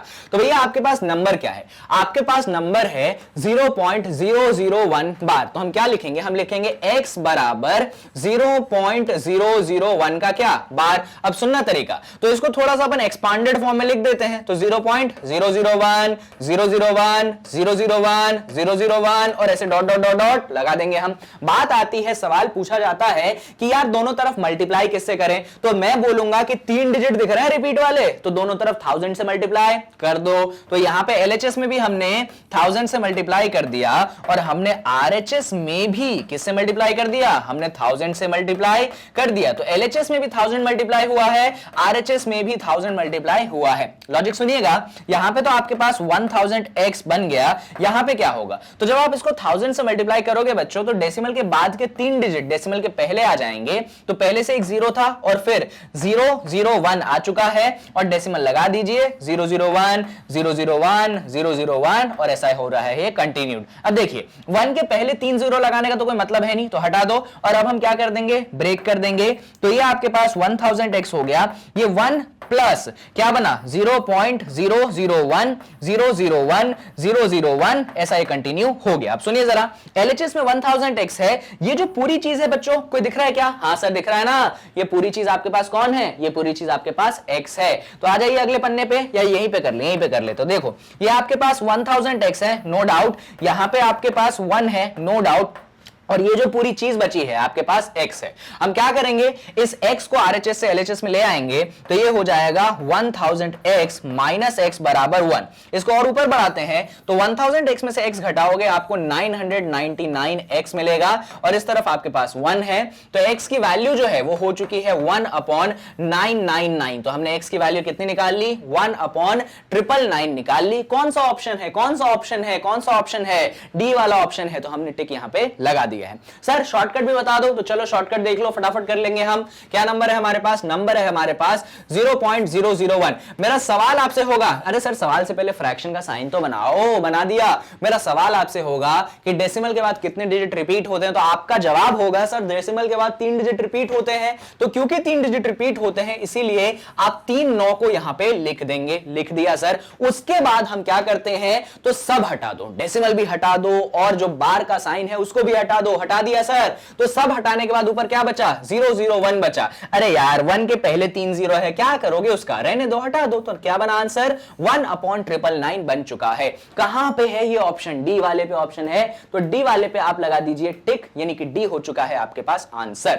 तो ये दोनों ही तरीके आपको सीखे होने चाहिए, दमदार तरीके से ग्रास्प होना चाहिए। चलिए तो क्वेश्चन नंबर 17 के बाद बारी आती है किसकी? क्वेश्चन नंबर 18 की। बड़ा ही मतलब सस्ता सा सवाल कहते हैं ना कि यूं ही सॉल्व हो जाए, वैसा सवाल है। चलो देखो, तो आपके पास बच्चों 2 नंबर दिए गए हैं। एक नंबर दिया गया है 0.23 का बार और इसमें ऐड करना है 0.22 का बार। सीखिएगा, पहला नंबर है 0.23 का बार। हम इसको क्या लिख सकते हैं? हम इसको लिख सकते हैं 0.23, फिर लिख देंगे 23, फिर लिख देंगे 23, फिर लिख देंगे 23, ऐसा चलता चला जाएगा। ये क्या है? ये है आपके पास 0.22 का बार। इसको क्या लिख देंगे? 0.22, फिर लिख देंगे 22, फिर लिख देंगे 22, फिर लिख देंगे 22, ऐसा चल जाएगा। अपन को क्या करना है? दोनों को ऐड करना है ना। चलो ऐड करते हैं। इधर देखो, ऐड करूंगा मैं।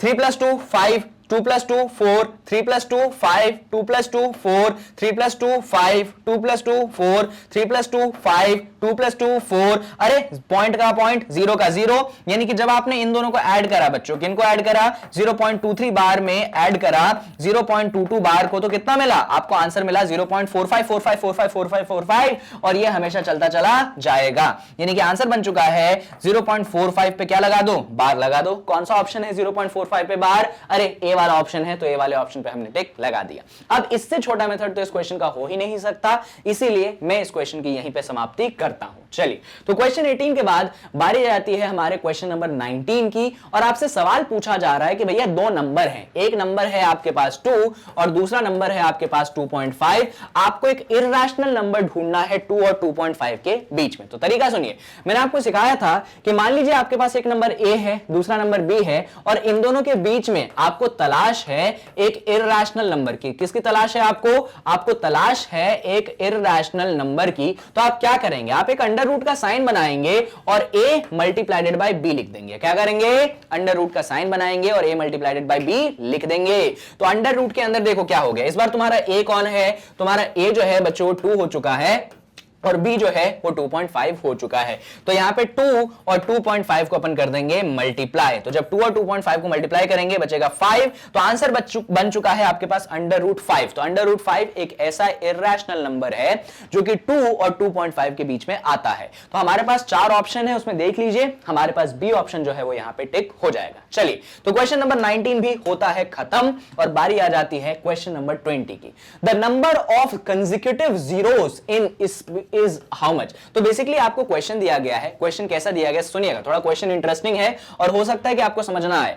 क्वेश्चन दिया गया है बेस 2 है, एक्सपोनेंट 3 है, मल्टीप्लाइडेड by base 3 exponent 4, base 5 exponent 4 into 7। तो आपको पता करना है कि भैया इसमें कितने जीरोस हैं, और वो भी कंसेक्यूटिव, यानी कि ऐसे आते हैं ना, मान लो किसी नंबर को लिखते हैं अपन 1 2 0 0, तो इसमें कितने कंसेक्यूटिव जीरो आ गए, 3 कंसेक्यूटिव जीरो आ गए। तो ऐसे ही आपको बताना है कि इस नंबर में कितने कंसेक्यूटिव जीरो हैं। अब आपका मन होगा ठीक है ना सर, कर दो मल्टीप्लाई, पूरे को आ जाएगा नंबर और फिर गिन लेना जीरो। नहीं, इतना टाइम मेरे पास नहीं है, मैं यहां पे थोड़ा सा दिमाग लगाने का इस्तेमाल करूंगा जो मुझे मिला है। कैसे, तो सुनिए, यहां पे बच्चों बेस 2 है, एक्सपोनेंट 3 है, ये बेस 3 है, एक्सपोनेंट 4 है, यहां पे जो बेस 5 है, एक्सपोनेंट 4 है, इधर देखना मैं क्या लिखूंगा, मैं इसको लिख दूंगा बेस 5 एक्सपोनेंट 3 मल्टीप्लाइडेड बाय 5 इंटू 7। अरे लिख सकता हूं ना, बेस 5 है, एक्सपोनेंट कितना है 4 है, तो मैंने उसको दो हिस्सों में ब्रेक कर दिया, बेस 5 एक्सपोनेंट 3 इंटू 5। इसको ऐसा समझ लो 5 के ऊपर 4 है तो 5 के ऊपर 3 इंटू 5, क्योंकि 5 अकेला नहीं है, उसके ऊपर कौन है 1 है,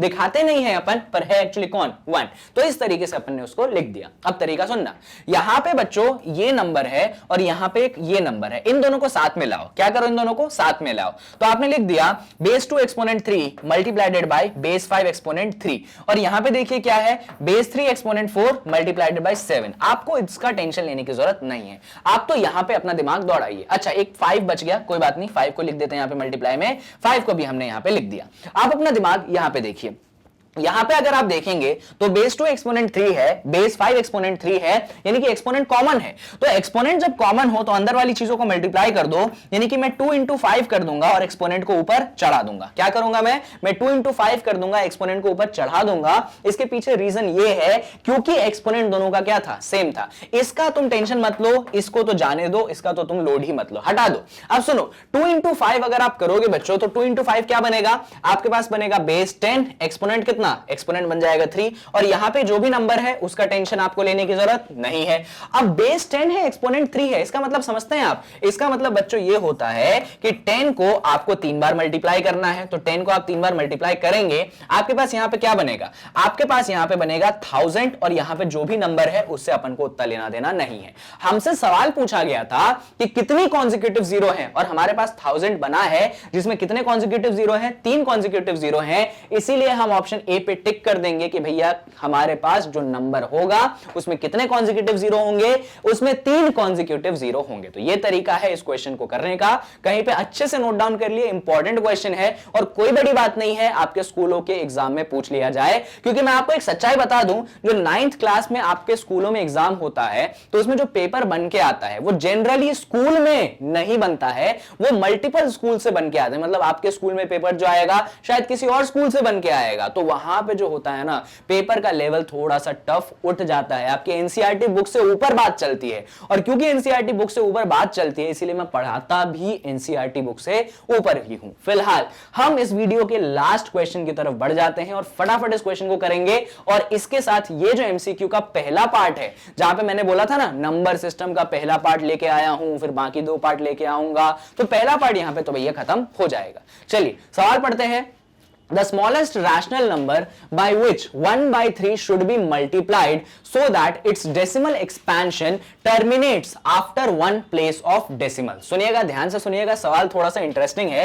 सवाल कुछ ऐसा है बच्चों, आपके पास एक नंबर है 1/3, आपको इसको मल्टीप्लाई करना है। आपको क्या करना है? आपको इसको करना है किसी नंबर से मल्टीप्लाई। किससे हमें नहीं मालूम, पर कुछ ऐसे नंबर से मल्टीप्लाई करना है कि इसमें जो डेसिमल एक्सपांशन आए ना, वो एक प्लेस के बाद टर्मिनेट हो जाए। क्या हो जाए? एक प्लेस के बाद टर्मिनेट, यानी कि डेसिमल एक्सपांशन के बाद सिर्फ और सिर्फ कितने डिजिट आने चाहिए? सिर्फ और सिर्फ एक डिजिट आना चाहिए। वो कौन सा डिजिट है वो भी हमको नहीं मालूम, वो कौन सा डिजिट है वो भी हमको नहीं मालूम। क्वेश्चन बस इतना कहता है कि 1/3 में आपको कुछ मल्टीप्लाई करना है, तो जो आंसर बनेगा उस आंसर में टर्मिनेटिंग डेसिमल होना चाहिए, वो भी कितने प्लेस के बाद? सिर्फ एक प्लेस के बाद। चलिए अब मान लीजिए मुझे नहीं मालूम कौन सा डेसिमल प्लेस है, बट मान लो ऐसा रहता है 0.2, तो 0.2 को आप क्या लिख सकते हैं? 2/10 लिख सकते हैं कि नहीं लिख सकते हैं? लिख सकते हैं। मान लीजिए 0.4 है, तो आप उसको क्या लिख सकते हैं? 4/10 लिख सकते हैं, बिल्कुल लिख सकते हैं।